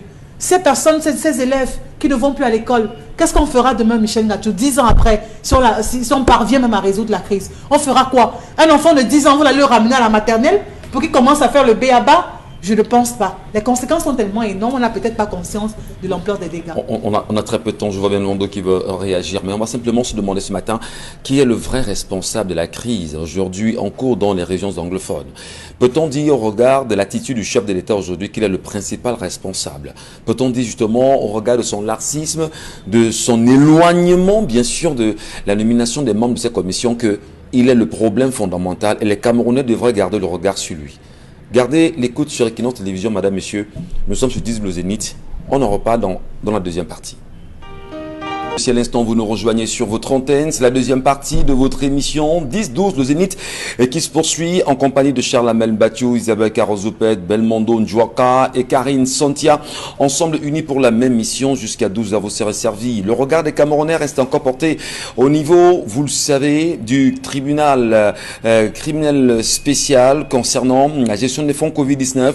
Ils sont quelques-uns à qui des convocations ont été servies il y a environ 24 heures aujourd'hui. Dire aujourd'hui que dans les ministères, notamment au niveau de Yaoundé, c'est un silence absolu dans quelques couloirs des directeurs qui de plus en plus sont absents, des directeurs aussi et qui ne parlent presque plus, ne disent plus rien. Et la presse camerounaise qui a du mal à aller plus loin dans la recherche de l'information en profondeur. Des enquêtes tentent tant bien d'être menées, mais qu'est-ce qui peut bien justifier qu'au Cameroun, en ce qui concerne l'accès à l'information, que l'on en soit encore à des années-lumière? Pourquoi les journalistes camerounais ne peuvent-ils pas avoir l'information et avoir des personnes ressources pour répondre aux questions qui leur sont posées? On sait de plus en plus, il y a eu une gabégie à nul autre pareil. Les ministres, comme les directeurs, ou encore comme les personnes incriminées dans ces dossiers, ont choisi de ne rien dire. Jusqu'à quand? Mais au-delà de la question, madame, monsieur, allons-nous nous en sortir? Finalement, le Fonds monétaire international lui-même n'est-il pas le problème? Comment le Fonds monétaire international, depuis 1990, conscient de la gestion ou de l'attitude du Cameroun vis-à-vis des finances publiques, ne cesse de donner davantage d'argent au Cameroun? Est-ce que ce qui se passe aujourd'hui avec le Fonds monétaire international n'est pas ce que Charles Amemba appelle sur ce plateau permanemment de la poudre de perlépempem, où on fait croire en même temps que l'on va sévir, que l'on va couper des têtes, mais au fond, on va encore vous donner de l'argent pour endetter davantage le pays? Et qui va rembourser ces nombreuses dettes? La question est posée aujourd'hui. Quelles sont les générations qui seront endettées à travers le Fonds monétaire international? À quand la fin de ces dettes aujourd'hui, madame, monsieur? Les questions sont évidentes, il faut les poser, il faut se regarder, il faut véritablement aller plus loin et se demander, ne sommes-nous pas dans un réel cinéma organisé au plan national comme au plan international? Ouvrons nos cerveaux, allumons-les et restons très éveillés. La question qui nous intéressait justement avant la pause, c'était la question de la non-implémentation justement du comité de suivi des résolutions du grand dialogue national au Cameroun. Qu'est-ce qui fait problème? Charles Amemba, on va en sortir absolument. Qu'est-ce qui fait problème? Qu'est-ce qu'il faut faire? Comment réveiller le chef de l'État? Comment lui dire que vous êtes la solution et tant qu'il n'y a pas de solution, on vous considère comme le problème? Qu'est-ce qu'il faut faire, M. Mbachou? Alors, disons déjà, M. Ngachou, qu'on a l'impression que l'objectif du gouvernement, ou bien de ceux qui nous dirigent en ce moment, c'est de tout créer. Ne rien organiser, tout créer. On a parlé de l'article 66, on crée. Mais on ne sort pas le décret d'application. C'est celui qui viendra qui sortira. Vous avez parlé des présidents des conseils régionaux, on crée. Mais on ne travaille pas là-dessus, on laisse. Vous avez soulevé la question de dire, on crée. L'objectif, c'est de créer tout ce qui a été dit. Pour que demain, lorsqu'on trace l'histoire, en retraçant l'histoire, on dit quand même, on va lui reconnaître d'avoir créé, on va lui reconnaître d'avoir créé, on va lui reconnaître d'avoir mis sur pied, on va lui reconnaître d'avoir implémenté, on va lui reconnaître d'avoir fait ceci. C'est vrai que le temps n'aura pas permis, comme dans tout. Maintenant, c'est à l'autre d'impulser, de continuer ce qui avait été implémenté. Voici la première impression qu'on a. Vous savez, M. Michel Ngachou, quand on parle de ce comité, le comité avait plusieurs missions, et je vous assure, des missions qui n'allaient pas donner un repos à ces différentes personnes. Ceux qui devaient s'occuper du comité du suivi des résolutions du grand dialogue ne devaient être en rien occupés par autre chose que ça. Vous avez déjà un premier ministre qui est saturé. Covid, il est dedans. On est là sur le comité de suivi, voilà qui doit être au tribunal criminel spécial pour aller répondre. Mais vous voyez, ce cumul de pouvoir, de pression, fait en sorte qu'on lâche ici, on s'occupe de là. Vous avez Peter Mafani, avant qu'on l'enlève dans les ordres nationaux, c'était lui qui s'occupait des ordres nationaux, c'était lui qui gérait. Vous voyez la pression. Comment est-ce que quelqu'un peut résoudre une crise s'il n'a pas l'esprit, monsieur Michel Ngachou, à peser? À peser. Nous avons eu ce qui devait être fait par le comité de suivi, le retour des populations, notamment le retour des chefs. Mais qui l'a fait? C'est plutôt le ministre Atangandi, qui dans une sortie a pris le micro en disant, je dis au chef, ne venez plus traîner dans les ministères, ne venez plus rentrer dans votre chefferie. Vous vous rappelez? Effectivement. Mais est-ce qu'il y a eu un comité d'organisation de ce suivi des grandes résolutions où on vous a montré une image, Isabelle Caron, je vous prends un témoin, une image d'un chef qui est rentré et qui a été accueilli par ces populations, filmé par le tam-tam du village. et dont on est venu prendre en disant, en termes de résolution, le comité de suivi des résolutions, tout est en train de se mettre, ça y est, grâce à l'impulsion du chef de l'État, les choses sont sur le terrain, voici le chef de qui est rentré. Mais à peine on a eu des chefs qui sont rentrés par des cargos, à peine on a eu des chefs qui sont rentrés par des IAS et des gros porteurs, qu'on a eu 2 chefs qui ont été tués. Effectivement. Alors, monsieur Michel, ça pose la question. Et il y en a qui ont fui. Est-ce que la société civile... Il y en a qui ont fui à nouveau. Non, je ne veux plus rentrer là, je prends sur les éléments à l'immédiat. Est-ce que là, ce comité, il s'est prononcé en disant non, la situation est relativement plus calme dans la zone du sud-ouest, le nord-ouest encore, avec les équipes, notamment la société civile qui fait partie de ce comité, qui a rencontré les membres et les acteurs de la société civile de là-bas. Nous avons mis en contribution les gars du DDR, parce que ça fait partie encore de ce comité. Nous avons pris les gars des anciens baboy qu'on a responsabilisés, qui sont entrés en forêt. On montre, comme vous l'avez vu au Vietnam, comme vous l'avez vu en Colombie avec les femmes, on montre des gens qui vont en forêt, qui vont discuter avec ces gars sous caméra et qui les ramènent. On n'a pas encore vu de quel type de travail on parle. Il était question de la décentralisation et du développement local. Nous sommes à quel niveau? On a implémenté, on a abordé la question ici des 100 jours des conseillers municipaux, des conseillers régionaux qui sont perdus, qui eux-mêmes ne comprennent absolument rien. Les 15% qu'il fallait reverser, on a la question des centimes additionnels jusqu'à aujourd'hui. Vous vous rendez compte qu'on est en train de faire du surplace, on joue sur l'usure. Il était question qu'on apaise. Nous sommes dans une logique de tension avec les engins explosifs improvisés, il faut le dire. Les images qui circulent avec les explosions de camions de nos forces de défense. Et je profite même pour avoir une petite minute pour ces différents soldats, ces forces de défense qui périssent chaque jour sur le terrain. Vraiment, j'ai de la compassion pour les familles. Je profite pour dire condoléances. Chaque jour, c'est des explosions. Chaque jour, la tension. Vous voyez les tensions aujourd'hui. Les gars, on vous dit, il y a une photo qui circule. Vous voyez des gens qui présentent des armes de l'armée. Mais c'est pas bon, monsieur Michel Ngachou. Ce comité devait travailler. Vous avez encore, et là je vais terminer, monsieur Michel Ngachou, le retour des réfugiés, la question de la double nationalité. Il était question de ce suivi, l'implémentation. Ça, c'était là, en disant, la diaspora présente, entre guillemets, celle qu'on a présentée, a dit, nous avons des projets, nous avons des plans, nous sommes prêts à collecter, à cotiser tant. La diaspora, elle est forte pour venir, mais elle est où? Donc, vous vous rendez compte qu'on a lancé, on joue sur l'usure, et peut-être ce que vous avez dit avec la FMI, on donne l'impression qu'on va sanctionner pour contenter les gens, mais au fond, rien. On risque d'être dans un grand cinéma. On rit, on boit du caviar, et on s'endort, monsieur Michel. Et bien sûr, cohésion sociale. Il va falloir justement que les Camerounais retiennent ce matin sur la colère exprimée, que jusqu'ici on n'a pas de décret d'application de certaines lois. La nomination des membres, quand nous-mêmes on n'a pas ces membres-là de cette commission justement installée par Paul Biya lui-même, et on a justement l'absence de ce décret d'application. Donc les Camerounais devraient retenir aujourd'hui que le problème c'est le chef de l'État dans cette histoire. Oui, monsieur Michel, il y a une autre congruité. Nous avons Paul Tasson, permettez-moi. Nous avons Paul Tasson qui est président de la commission de reconstruction du Nord-Ouest. Mais vous avez le Premier ministre qui vient au GICAM demander l'effort de guerre pour la reconstruction du Nord-Ouest. C'est incroyable. Et d'ailleurs, on a entendu Célestin Tawamba justement sur cette question, donner son point de vue. On en parlera justement dans une prochaine édition, madame, monsieur maire. Restez sur Equinox Télévision, c'est 10-12 le Zénith, votre talk show qui chaque jour, entre 10h et 12h vous accompagne. C'est parti avec la lecture des messages. Bonjour à toute l'équipe, je suis pas très d'accord avec la réaction de certaines sur le plateau. Je crois que dans un couple, la femme doit apprendre à cuisiner et pourquoi pas aller même chez sa belle-mère pour peu de temps. C'est Joël depuis Yaoundé qui signe cette réaction. Bonjour, au sujet de l'histoire du jour, il faudrait simplement un peu d'humilité chez la part de cette dame en allant apprendre à cuisiner chez sa belle-mère. Paolo depuis Port-Gentil qui nous envoie cette réaction.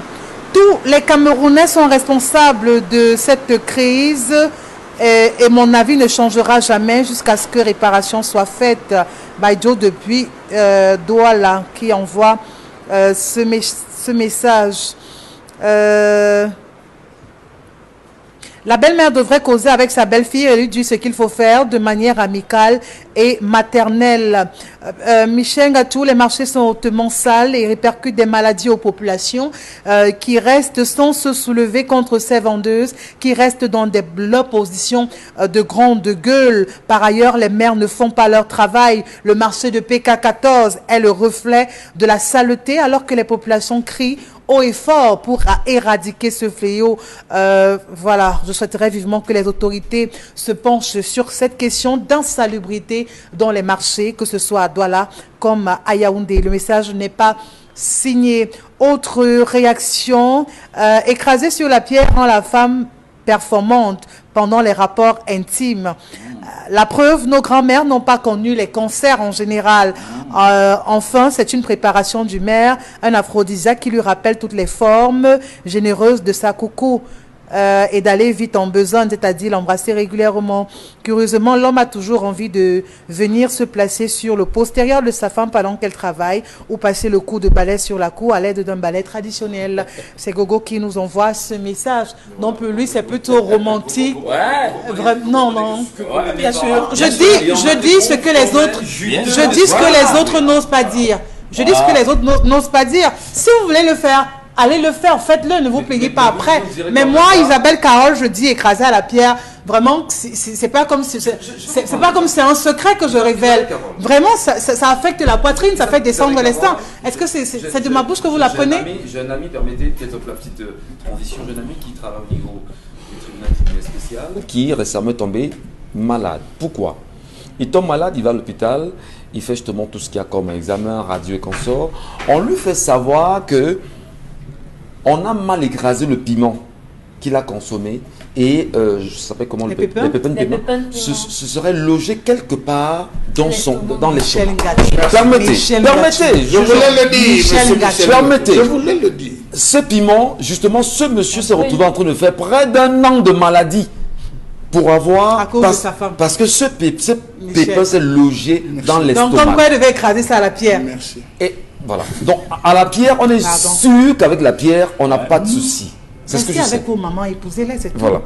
Postulez les messages, je vous en prie. Bonjour, monsieur Ngatou. Vous ne savez pas, notre président n'existe plus. Ils sont en train de préparer le gré à gré avec la France pour installer l'autre. Suivez mon regard.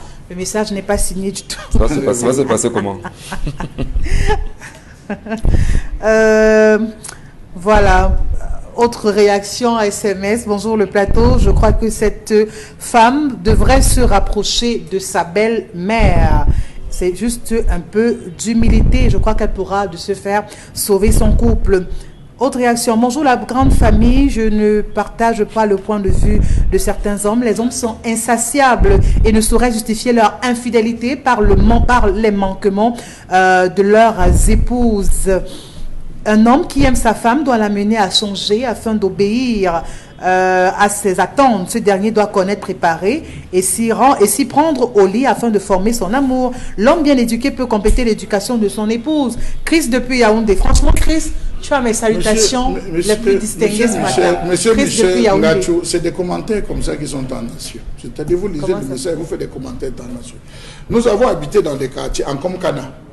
À gauche, vous avez un gars du Mbam. À droite, vous avez un Bamoun. Devant, vous avez un gars qui sort du nord. Un Giziga qui sort du nord. Derrière, vous avez un Maka. Tout ça, notre maman réussissait à apprendre à faire le repas de chaque communauté. Ouais. Il y avait ce principe où maman, le jour que tu prépares la nourriture, appelle-moi, je vois comment tu fais. De plus en plus aujourd'hui, regardez comment le héros s'est déporté, où les gens adorent manger le héros, adorent manger le taro. Vous retrouvez un Bassa qui mange le taro, vous retrouvez un Babileke qui mange le mbongo, vous retrouvez le Djabcha. Regardez comment ça s'est diversifié. Mais vous avez des jeunes filles qui préfèrent aller consommer. Le jour que le mari se lève et dit que ouais, j'ai envie de manger le héros du mal. On va acheter chez Mamie Héros qui est là-bas. En oubliant que ce qui est fait en route avec un caractère commercial, beaucoup d'hommes s'intoxiquent. Merci monsieur Michel Ngatou. À cause de ces repas, vous avez des femmes à qui les doigts ne servent à rien. Même pas à donner du plaisir. Il y a quand même, par rapport au sujet de ce matin, il faut quand même relever certaines choses. Vous ne pouvez pas quand même habiter dans une maison pendant longtemps, pendant 2 ans, vous préparez maximum 5 repas pendant un mois. Ça ne se comprend pas. Ça ne passe pas de toutes les façons. Il y a des gens, par exemple, qui ont du mal à mâcher. Je vous assure, qui ont du mal à mâcher, c'est-à-dire vos affaires de banane malassée, il n'est pas trop des dents, les trucs. Lui, son problème, c'est que quand il mange la banane malassée, il faut que dans les 2 jours qui suivent, il se mette dans le couscous ou bien autre chose, mais qu'il change vraiment. Et dans ce genre d'alimentation, c'est normal que vous n'ayez pas de problème de digestion. C'est normal. Remarquez, prenez un exemple. Même quand vous ne savez pas préparer, on apprend avec tout et partout. Je prends un exemple tout simple. Pour que, le moins Aïssa, mais je vais parler de moi, pour que je sache tourner le couscous de maïs, c'est une femme qui avait rendu visite à une voisine. Elle passait par nous, puisque la cuisine était à l'extérieur. Elle dit non, c'est pas comme ça qu'on tourne chez nous, parce qu'elle est du nord-ouest. Elle est venue, elle a pris le pilon, elle a tourné, elle m'a dit non, il ne faut pas descendre, ne mets pas ça au sol, il faut.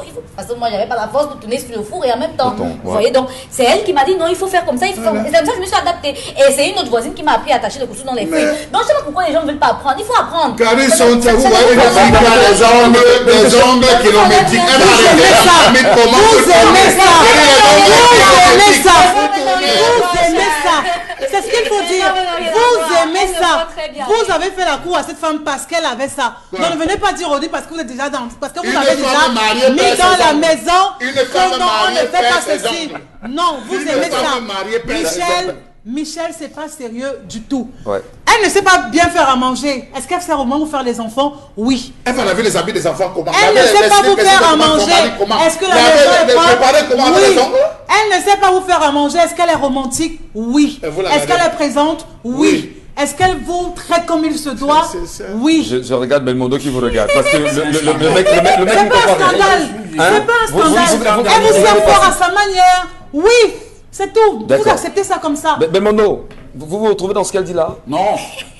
Mais j'ai dit il ne veut pas se retrouver. Non. Parce qu'il aime sa mère que sa femme. Non. Oui. Non, après, c'est pas écoutons. Écoutons-nous, je vous en prie.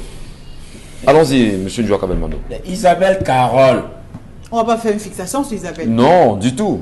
Mais vous épousez l'idée de pas mal de femmes qui nous regardent ce matin parce qu'elles se retrouvent dans vos idées en réalité. Voilà. Poursuivez, monsieur Belmondo Ndjouaka. Je veux dire, vous arrivez dans un quartier, je prends un exemple. Il y a une voisine comme Chamezé qui a préparé le cuit, je prends un exemple. Tout le monde envoie son combo, son assiette. Oui. Toutes les femmes envoient, ma peau, pardon, le cuit là, pardon, envoie, je veux t'envoyer la femme avec l'assiette, tu donnes un peu. Pourquoi? Elles sont gourmandes. Elles sont gourmandes. Vous ne partagez pas, vous ne le fait pas. On fait pas quoi? Oui. Mais arrêtez. Isabelle. Non, on ne le fait pas. Madame, écoutez. Isabelle. Écoutez, si vous avez grandi dans la barrière, comme on dit souvent, nous on a grandi au quartier, où nous ne mangeons presque pas chez nous. Nous mangeons chez les voisins et les voisines. Permettez. Acceptez ce que votre femme vous donne. Non, madame. Ne justifiez pas vos écarts de comportement. Il faut pas. Non, il y a une attitude. Vous êtes abonné dans les restaurants. Vous voyez un homme qui est abonné au restaurant matin, midi, soir. C'est-à-dire que quand il arrive, vous arrivez à votre restaurant, Michel Gachou, c'est parce qu'il mange attendez, je vais vous dire. Vous savez ce que ça fait quand vous arrivez. Attendez, que je m'explique. Permettez que je parle. Vous savez ce que ça fait d'arriver dans un restaurant avec votre mari, à peine il s'assoit qu'on est déjà venu le servir. On connaît déjà ce qu'il va manger. Mais parce que vous c'est grave. Je ne veux pas mal. Je ne veux pas mal. Je ne veux pas mal. Il est abonné au restaurant. Vous l'assumez. C'est le revers du mariage. C'est le meilleur et le pire. On assume. C'est le meilleur et le pire. On assume.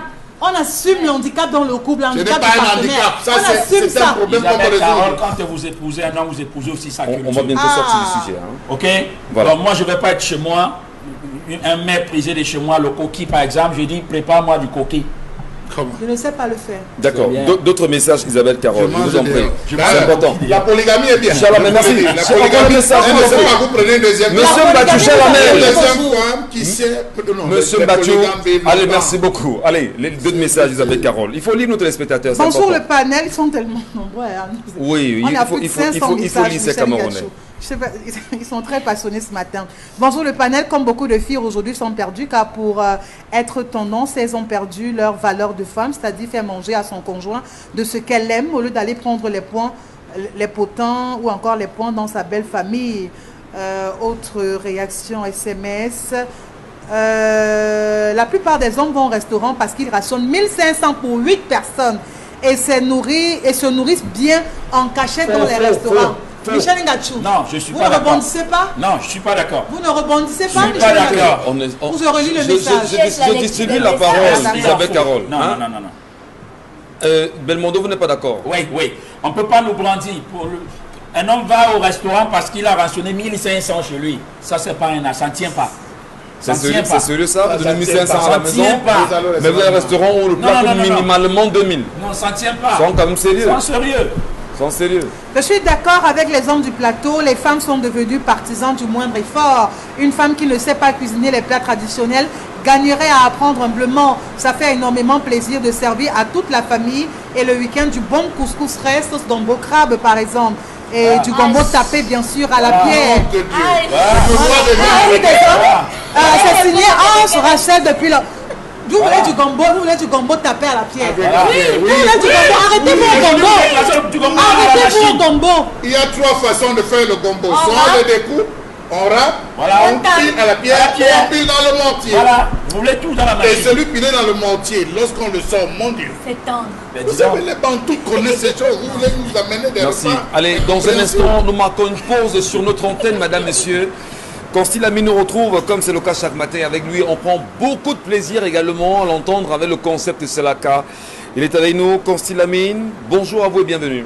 Alors bonjour Michel Ngachou, bonjour à nos téléspectateurs et bonjour à toutes les mamans qui nous regardent ce matin. Nous sommes bien en pleine semaine de la célébration de la fête des mères qui va se célébrer ce dimanche 30 mai 2021.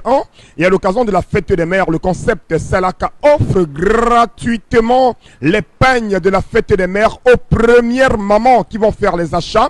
Du côté bien sûr du magasin 1001 tapis, c'est à Douala au Cameroun. Vous êtes parmi les premières mamans à faire les achats à l'instant pour le compte de ce jour. Du côté bien sûr du magasin 1001 tapis, vous recevez un pagne complet spécial fête des mères qu'on vous offre gratuitement. Ça se passe au magasin 1001 tapis et nulle part ailleurs grâce au concept Selaka. Alors également ce matin une grande nouveauté, j'ai avec moi un baffle musical. C'est un baffle rechargeable, c'est un baffle qui prend la clé USB, la carte mémoire, il a la radio, on peut écouter la radio Equinox, il est rechargeable, il est transportable facilement, il coûte normalement 18 000, mais vous l'avez dans le cadre de la double réduction du côté bien sûr du magasin 1001 tapis à 13 000 francs. Ce baffle rechargeable de très bonne qualité du côté bien sûr du magasin 1001 tapis, c'est à Douala au Cameroun.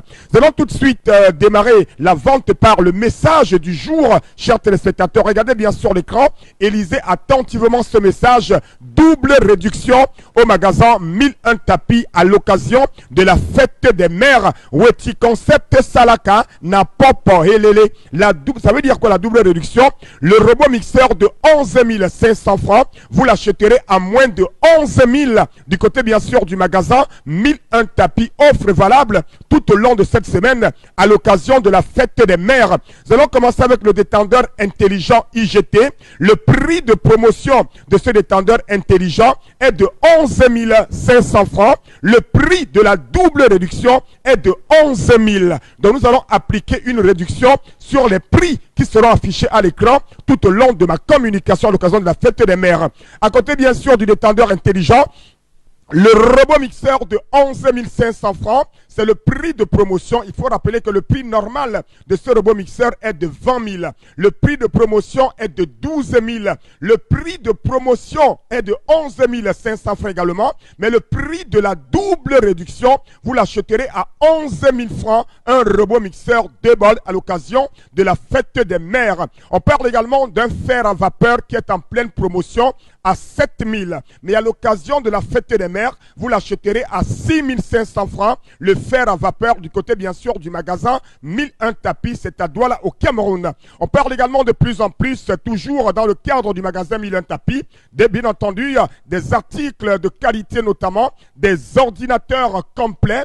Un ordinateur complet en pleine promotion au prix de 43 000, vous l'avez à moins de 43 000 francs du côté bien sûr du magasin 1001 tapis, c'est à Douala au Cameroun. L'image vous l'aurez tout à l'heure à l'écran, donc chers téléspectateurs, n'hésitez surtout pas. Ceux qui ont besoin de danser à l'occasion de la fête des mères, ceux qui ont besoin de jubiler, vous avez un grand ouf. Au lieu de 33 000, vous l'acheterez à moins de 33 000 francs à l'occasion, bien sûr, de la fête des mères, du côté, bien sûr, du magasin 1001 tapis. Le grand robot mixeur Debal. Le prix de promotion de ce grand robot mixeur Debal est de 22 500. Le prix de la double réduction, vous l'achèterez à moins de 22 500 du côté bien sûr du magasin 1001 tapis, c'est à Douala au Cameroun. Un laptop Core de Dio en pleine promotion à 90 000. À l'occasion de la fête des mères, vous l'avez à moins de 90 000 francs du côté bien sûr du magasin 1001 tapis, c'est à Douala au Cameroun. Nous restons toujours dans les ordinateurs pour parler d'un ordinateur complet.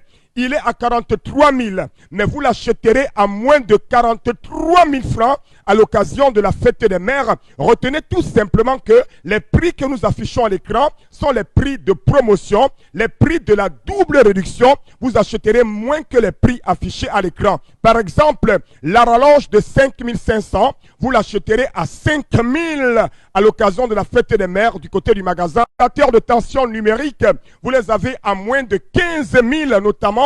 Moins de 15 000 francs un régulateur de tension numérique au magasin 1001 tapis, c'est à Douala au Cameroun. La vente se poursuit toujours dans nos rayons. Laptop Core de Dio à moins de 90 000 francs au magasin 1001 tapis, c'est à Douala au Cameroun. Toujours dans la vente des bouilloires pour bouillir de l'eau, vous les avez à moins de 6 000 francs. Une bouilloire au magasin 1001 tapis, c'est à Douala au Cameroun. Sans également les détendeurs intelligents IGT, vous les avez à moins de 11 500 francs. Un détendeur intelligent IGT. Nous allons conclure avec les tapis antidérapants. C'est la nouveauté. Au lieu de 16 000, vous les avez à 15 000 francs au magasin 1001 tapis. Les tapis antidérapants, les tapis de très bonne qualité. Donc, chers téléspectateurs, ne l'oubliez surtout pas. Un article pour ceux qui vont commander. Vous avez des pagnes fêtes des mères au magasin 1001 tapis pour les premières mamans. À commander au magasin 1001 tapis, c'est à Douala au Cameroun. Double réduction, ça se passe à Salaka et nulle part ailleurs. Beaucoup pour cette vente ce matin, Constilamine. Ils sont très nombreux également qui nous laissent des messages ce matin sur notre page Equinox TV. Très nombreux d'ailleurs à nous regarder dans la diaspora, globalement parlant. Ceux qui sont en France, ceux qui sont en Allemagne, en Belgique, en Autriche, aux États-Unis, ceux qui sont hors même, ceux qui sont en Arabie Saoudite, des Camerounais qui nous regardent chaque jour. Merci de nous y rejoindre. Merci de rester connectés sur Equinox Télévision. Ah ben, donnons-leur quand même l'occasion de lire. Qu'est-ce qu'ils nous disent là-bas sur Equinox TV? Cool nous dit que la position de l'écrasage à la pierre est semblable à une autre position, pas très catholique. Donc, laisse ce que tu dis, Isabelle. Oui, c'est Stéphie. D'accord, Stéphie. Merci, Stéphie. Les journalistes sont muselés, il faudrait changer le système, notamment les NAM qui continuent avec la formule coloniale. Un véritable scandale.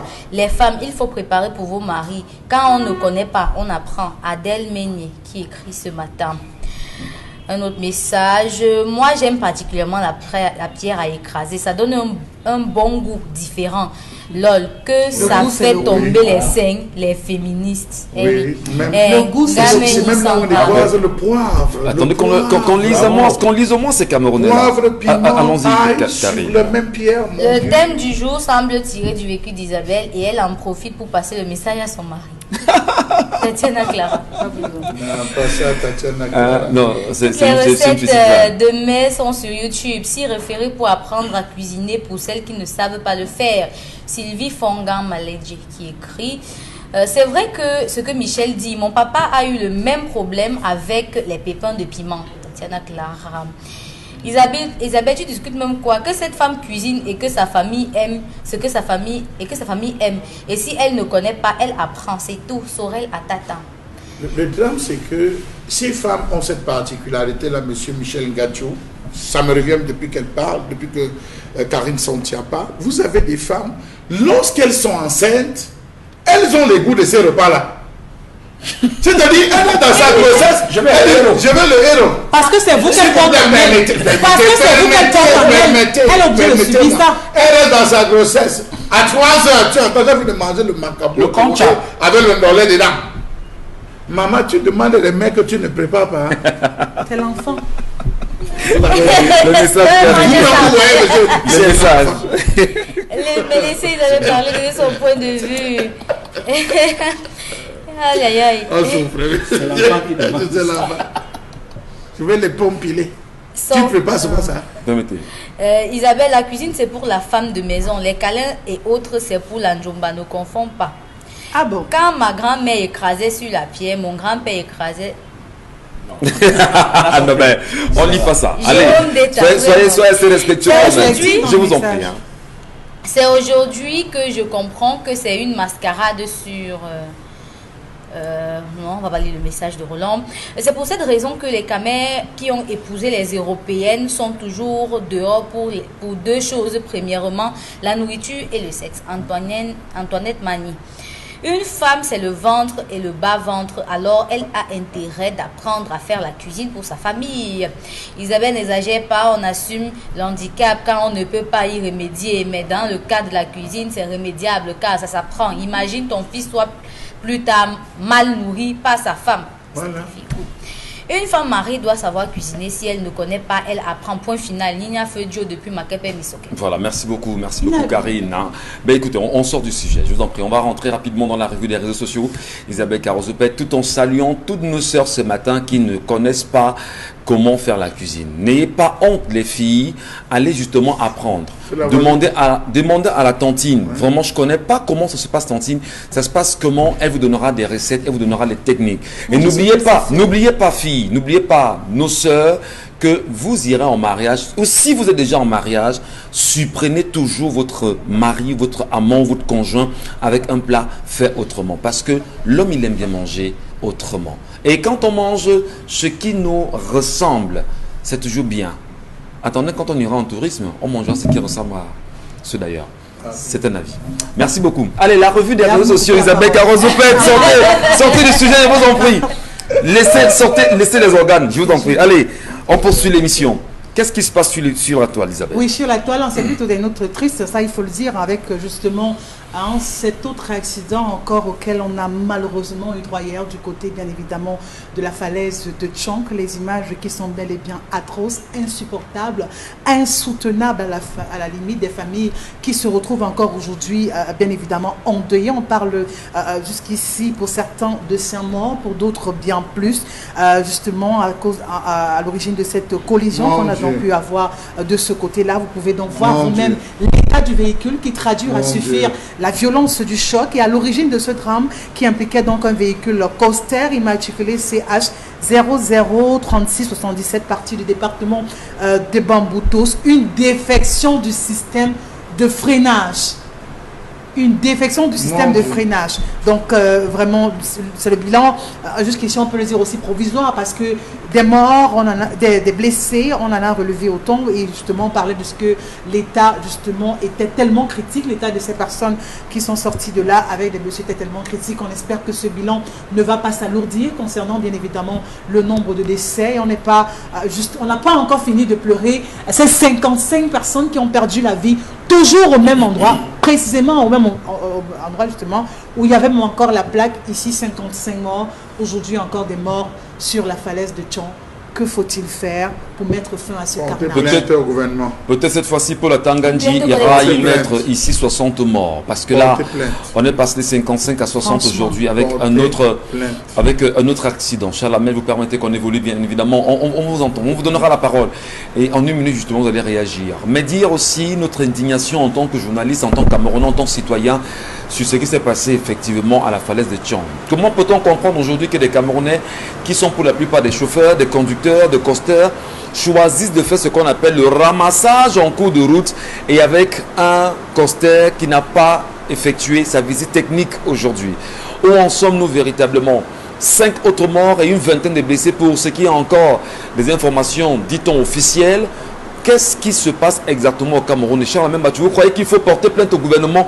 Qui va porter plainte au gouvernement et pourquoi? Les agences de voyage, que les usagers de la voie publique, les consommateurs de la voie publique s'organisent.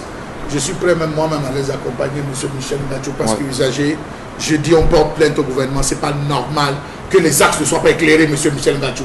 Nous sommes à combien de siècles? Nous sommes en 2021, M. Michel Ngacho. Que les axes ne soient pas éclairés, qu'on continue de nous parler. Vous allez voir, qu'est-ce qu'on va faire? Il y aura une répression sauvage ces jours-ci sur certaines agences de voyage. Comme c'était le cas, justement, la dernière fois. La dernière fois, on va crier, on va récupérer les permis des chauffeurs, on va faire ceci. Après ça, on va vous dire que non, c'était une agence clandestine, on ne connaît pas quelle était l'agence. On va suspendre les chauffeurs. Un temps, les gars vont garer et après, ça va reprendre. Non, monsieur. On est dans du bis, les petits tas dans ce pays. Arrêtons un peu. Arrêtons un temps soit peu. Mettons le gouvernement face qu'il y ait un collectif d'avocats qui s'organise, on porte plainte. C'est pas normal. Quand vous partez de droit là, on a décrit ça sur ce plateau. Vous avez des axes, on a creusé des nids, des cratères, on n'avertit pas, des entreprises gagnent les marchés. Monsieur Michel Gachou, vous voyez des formes rectangulaires, vous découvrez cette déchirure de pneus, éclatement de carter. Parfois vous vous retrouvez avec des dos d'âme sauvages, on n'a pas rectifié. Mais vous, on compte laisser ça à qui? Il faut qu'on porte plainte à ce régime, monsieur Michel Gachou. Vous êtes d'accord qu'il faut porter plainte au régime actuel, Belmondo Ndjouaka? Je suis tout à fait d'accord. Quel est le Camerounais qui ne voudrait pas porter plainte? Mais ça veut dire que 40 millions de Camerounais aujourd'hui sont lancés une pétition. Si 40 millions de Camerounais décident de lancer une pétition et d'apposer leur signature à travers une vraie plainte, alors on accusera qui? Le ministre du Transport? Parce qu'apparemment c'est lui qui a la base, ou bien le gouvernement dans sa globalité? C'est tout le gouvernement. On frappe le Premier ministre, on frappe le Premier ministre, le chef du gouvernement. Attendez. On porte la voix du chef de l'État. Essayez de lancer une pétition, vous allez voir. Tout le monde va signer. C'est tout le monde. C'est trop. C'en est des trop. Il parlait. Vous êtes passé à la falaise dans la nuit? Même en journée, même pas éclairé. Tu peux éclairer? Vous êtes passé dans la nuit? Mais dis donc. Et quand vous passez, quand c'est au petit matin, il y a un brouillard énorme. Voilà. Vous ne voyez rien du tout. Mais qu'est-ce qu'on fait? Permettez-moi de préciser que sur l'axe partant de Bafoussam, c'est-à-dire au centre, au niveau de, bon, excusez-moi de citer pas la publicité, de la Total, pour le stade, le Kouékom. Permettez-moi, il y a le brouillard. Justement, sur ces zones, pendant qu'on était en train de la construction de la route, les constructeurs ont dit pour livrer l'axe-ci, il faut qu'on éclaire. On a dû éclairer avec des lampes adaptées. Je dis sur l'axe de Kouékom. On a dû avec des lampes pour permettre de combattre le brouillard. Je regrette juste de la parole. Voilà. Ce brouillard qui est là-bas. C'est très grave. Comment? C'est très grave. Comment peut-on en 2021 avoir toujours des axes qui ne sont pas éclairés? Non, c'est tout. Karim, vous connaissez très bien la falaise. Permettez, Karim, vous connaissez très bien cette falaise-là parce que vous êtes un originaire. Comment vous sortez de Sandjou pour monter jusqu'à Tchang? Préparez-vous. Parce qu'il y en a, quand on était plus jeune, quand on arrivait à ce niveau-là, on faisait le signe de croix avant d'avancer. Parce qu'on ne sait jamais, on ne savait jamais. Et pourtant, les gens qui voyagent la nuit arrivent à ce niveau-là avec les 4 heures, 5 heures par là. Donc, il fait encore bien sombre. Et puis, si le jour est en train d'arriver, ce sera le brouillard carrément. En pleine saison pluvieuse comme celle-ci-là, c'est le brouillard, on ne voit rien. Parfois, vous allez traverser toute la falaise sans véritablement voir le goudron. Voir, oui. Sans véritablement voir le chauffeur conduit avec la tête dehors. Le chauffeur conduit avec la tête dehors. Psychose. Je vais vous dire. C'est pas évident. Quand vous partez de Sandjou, comme Karine est en train de dire, quand vous entamez la montée, ok, vous allez voir même dans les véhicules, tout le monde se calme. Oui. Même quand vous engagez la montée, c'est calme. Personne ne parle. Donc, on se dit qu'est-ce qui va. Tout le monde est en prière. Oui. Oui. Pareil pour la descente. Tout le monde est en prière. C'est quand même compliqué encore la descente. Mais qu'est-ce que vous croyez? Imaginez-vous un seul instant quand vous arrivez là-bas, il n'y a pas de garde-fou. Il n'y a rien du tout. Il n'y a pas de garde-fou. Le ministre avait promis. Il avait promis. C'est une route serpentée. Comment il n'y a pas de garde-fou? Non, mais non, il n'y a pas de garde-fou. Il n'y a pas de garde-fou. Alors, est-ce que vous dites que justement c'est porter plainte au gouvernement camerounais Les Camerounais devraient justement s'organiser pour porter que les Camerounais se lèvent de Tchang, vous déposez, Sancho, vous déposez, partout on dépose pour cette mais vous demandez qu'il y a un collectif d'avocats qui s'est créé là maintenant. Oui, qui s'est créé, M. Michel Ngatou, c'est trop de morts sur cette table. Vous avez vu l'endroit là où les gens sont morts la dernière fois. Vous êtes passé par là. Mais c'est grave. C'est grave, M. Michel Ngatou. Est-ce que la chaussée a été refaite? Il n'y a pas de chaussée refaite. Il n'y a que 55 morts. Donc, pour la Tangan, j'étais allé poser, on va dire, la plaque indicatrice là-bas. Il n'y a pas de lampadaire. Il n'y a pas de sécurité. On va dire, une police quand même au niveau de la falaise. Rien n'est fait. J'ai vu sur des axes comme ceux-là accidentogènes. Il y a des balises. On place des balises pour signaler. Des balises pour signaler, même lorsque vous arrivez. Est-ce que vous savez que lorsque vous avez fini la première montée, la toute première montée de la falaise de Tchang, vous arpentez la deuxième après le virage en Z. Oui, effectivement. Il est susceptible, vous êtes susceptible à tout moment de tomber sur un camion qui est tombé en panne, qui n'a pas signalé et vous rentrez dessus. Ouais. Je vous dis, après avoir fait la montée en Z, vous voyez la montée en Z, au niveau, à tout moment, plein d'accidents arrivent là parce qu'un camion est tombé au bon milieu de la chaussée. La personne qui descend, il n'a pas de visibilité. On aurait dû penser mettre des miroirs réfléchissants comme en Chine, un peu partout, pour vous permettre de voir un peu. Mais je dis, ça n'existe pas dans ce pays. C'est grave. Merci beaucoup, cher Lamel. C'est encore bien compliqué parce qu'il faut le dire, Michel Ngatou. Les élèves sont en train d'aller en vacances progressivement. Le trafic sera hyper dense. Ça, il faut le dire. Parce que ce sera les vacances, on ira donc prendre un autre facilement et tout. Donc vous imaginez, et on est en pleine saison pluvieuse. Vous imaginez, et moi je veux savoir, vous la dame dit qui est allée sur ce site, qui a mis la place 55 morts, donc vous ne venez à des endroits que parce qu'il y a des catastrophes. Ça fait très mal. C'est se moquer des gens, Michel. Ça fait très mal justement ce que vous dites également sur ce plateau ce matin. Et on doit se demander véritablement quel est le Cameroun dans lequel nous vivons aujourd'hui.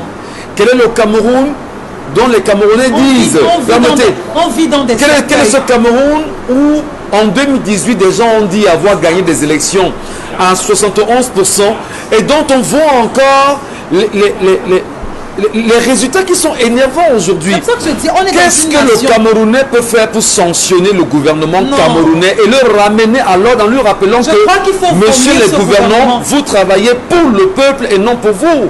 Est-ce que cette pétition ne serait pas la bienvenue parce qu'on en parle aujourd'hui? C'est quand même trop quand même. Hein? Non, c'est too much.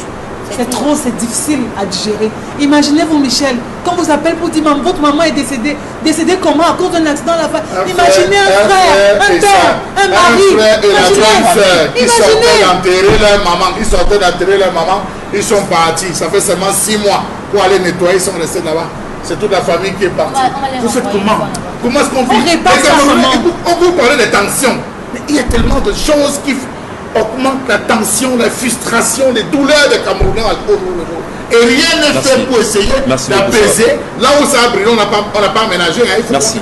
Voilà ce que justement, on n'a pas. Ce qu'on attend aujourd'hui, Michel, qu'il y ait des actions qui soient posées. Parce que ça fait à peine quelques semaines, on a eu 55 morts. Rien n'a été fait en dehors de la plaque. En dehors de cette plaque indicative pour dire le nombre de morts, il n'y a rien d'autre qui a été fait. Merci au même endroit encore, on a l'accident. Merci. Et ce matin, bien sûr, nous, on en profite pour adresser toutes nos condoléances aux familles durement éprouvées. C'est sûr. Eh bien, on sait qu'il y a aujourd'hui, pour les chiffres qui sont officiels, 5 morts et une vingtaine de blessés et qui seront encore dans un état assez grave pour beaucoup d'entre eux. Et au-delà de cette question évoquée ce matin, le regard est porté sur le gouvernement camerounais. Le ministre du Transport n'a encore fait aucune sortie depuis hier soir. Imaginez-vous quand même le mépris qui caractérise le gouvernement camerounais. Le ministre de l'administration territoriale, on va dire qu'il était représenté par le préfet qui était sur le terrain, le préfet, le sous-préfet, je peux me tromper. D'ailleurs, il y a eu un administrateur civil qui était sur le terrain hier et qu'on a vu. On se demande quelle est la communication mise en place, au moins de crise, pour dire 2 ou 3 petites choses aux Camerounais. Quel mépris. Va-t-on justement le dire qu'on a validé ceux qui sont, du moins ceux qui tiennent la manivelle aujourd'hui? Je paie mon latin parce que c'est quand même assez grave. Vraiment, je paie mon latin. Allez, suivez mon émotion. Merci à vous. Consti Lamine nous retrouve à nouveau, madame, messieurs, sur notre antenne. Comme d'habitude, Consti, Von Bio, vous en parlez. Pour assurer la communication commerciale des produits en vente au magasin 1001 tapis. Nous restons toujours dans la grande campagne baptisée véritable double réduction sur tout ce qui est vendu au magasin 1001 tapis. Oui, tout ce qui est en vente au magasin 1001 tapis reçoit pendant plusieurs jours une double réduction à l'occasion de la fête des mères. Ça veut dire quoi? Le Van-Bio Oméga 3 qui est vendu à 6 000, vous l'avez à 5 500 francs jusqu'à samedi 30 mai 2021 à l'occasion de la fête des mères. Donc c'est une opportunité déjà c'est-à-dire des enfants que nous sommes d'offrir un complément alimentaire à maman parce que la fête des mères c'est ce lundi 31 mai 2021 et à l'occasion de cette célébration, le magasin 1001 tapis et le concept Salaka ont décidé d'offrir une double réduction des prix sur tous les articles en vente au magasin 1001 tapis. Et parmi ces articles, vous avez bien entendu le Van-Bio Oméga 3. Votre complément alimentaire qui permet de réduire les complications du diabète.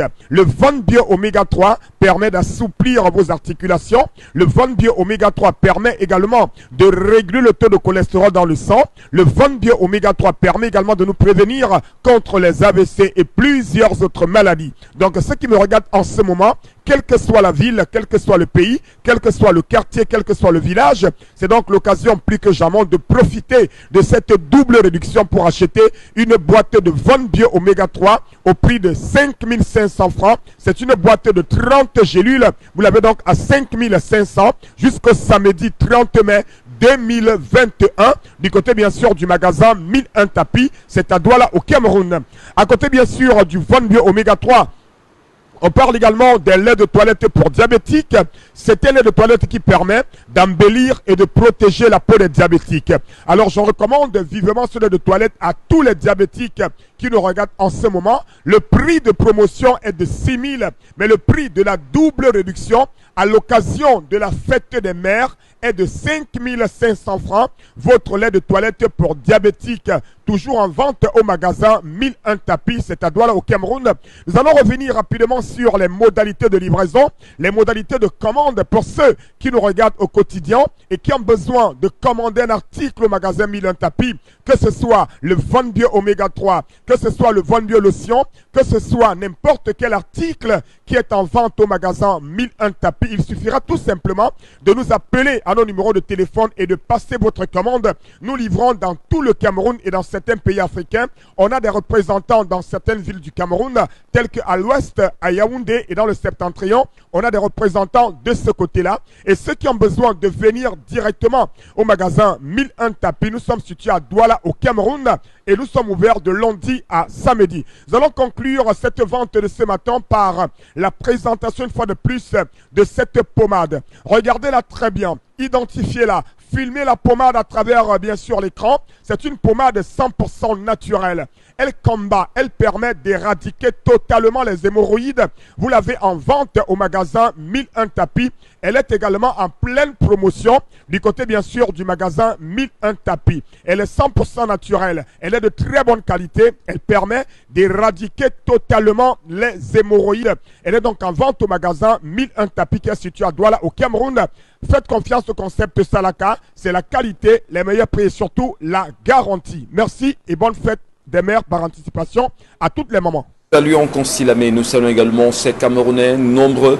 Eh bien, nous lançons l'émission ce matin avec une question évidente autour des propositions du professeur Maurice Kamto concernant l'audit, un réel audit concernant la gestion des fonds Covid-19 au Cameroun. Est-ce que au moins le gouvernement camerounais pourrait s'arrêter en tant soit peu sur les propositions émises par le professeur Kamto aujourd'hui, parlant d'un audit avec, du moins un audit indépendant. Eh bien, et au-delà de la question, pourquoi d'aucuns tentent aujourd'hui à discréditer ce que la Cour des comptes, du moins la Chambre des comptes, a tenté de faire comme travail? Pourquoi est-ce qu'on en arrive à ce niveau? Pourquoi voudrait-on manipuler les Camerounais? Mais l'important de dire aux Camerounais, restons vigilants, ouvrons les cerveaux, allumons-les et ouvrons les yeux en même temps, parce qu'il faudrait justement Charles Lamel, Isabelle Carole, Belmondo et Karine Santia, que demain soit meilleur qu'aujourd'hui. Merci à vous pour cette émission. Avec tout le monde au restaurant. Tout le monde. au restaurant. C'est important. Ouais, c'est terminé. Tout le monde au restaurant. Tout le monde au restaurant. Bah ouais. À demain.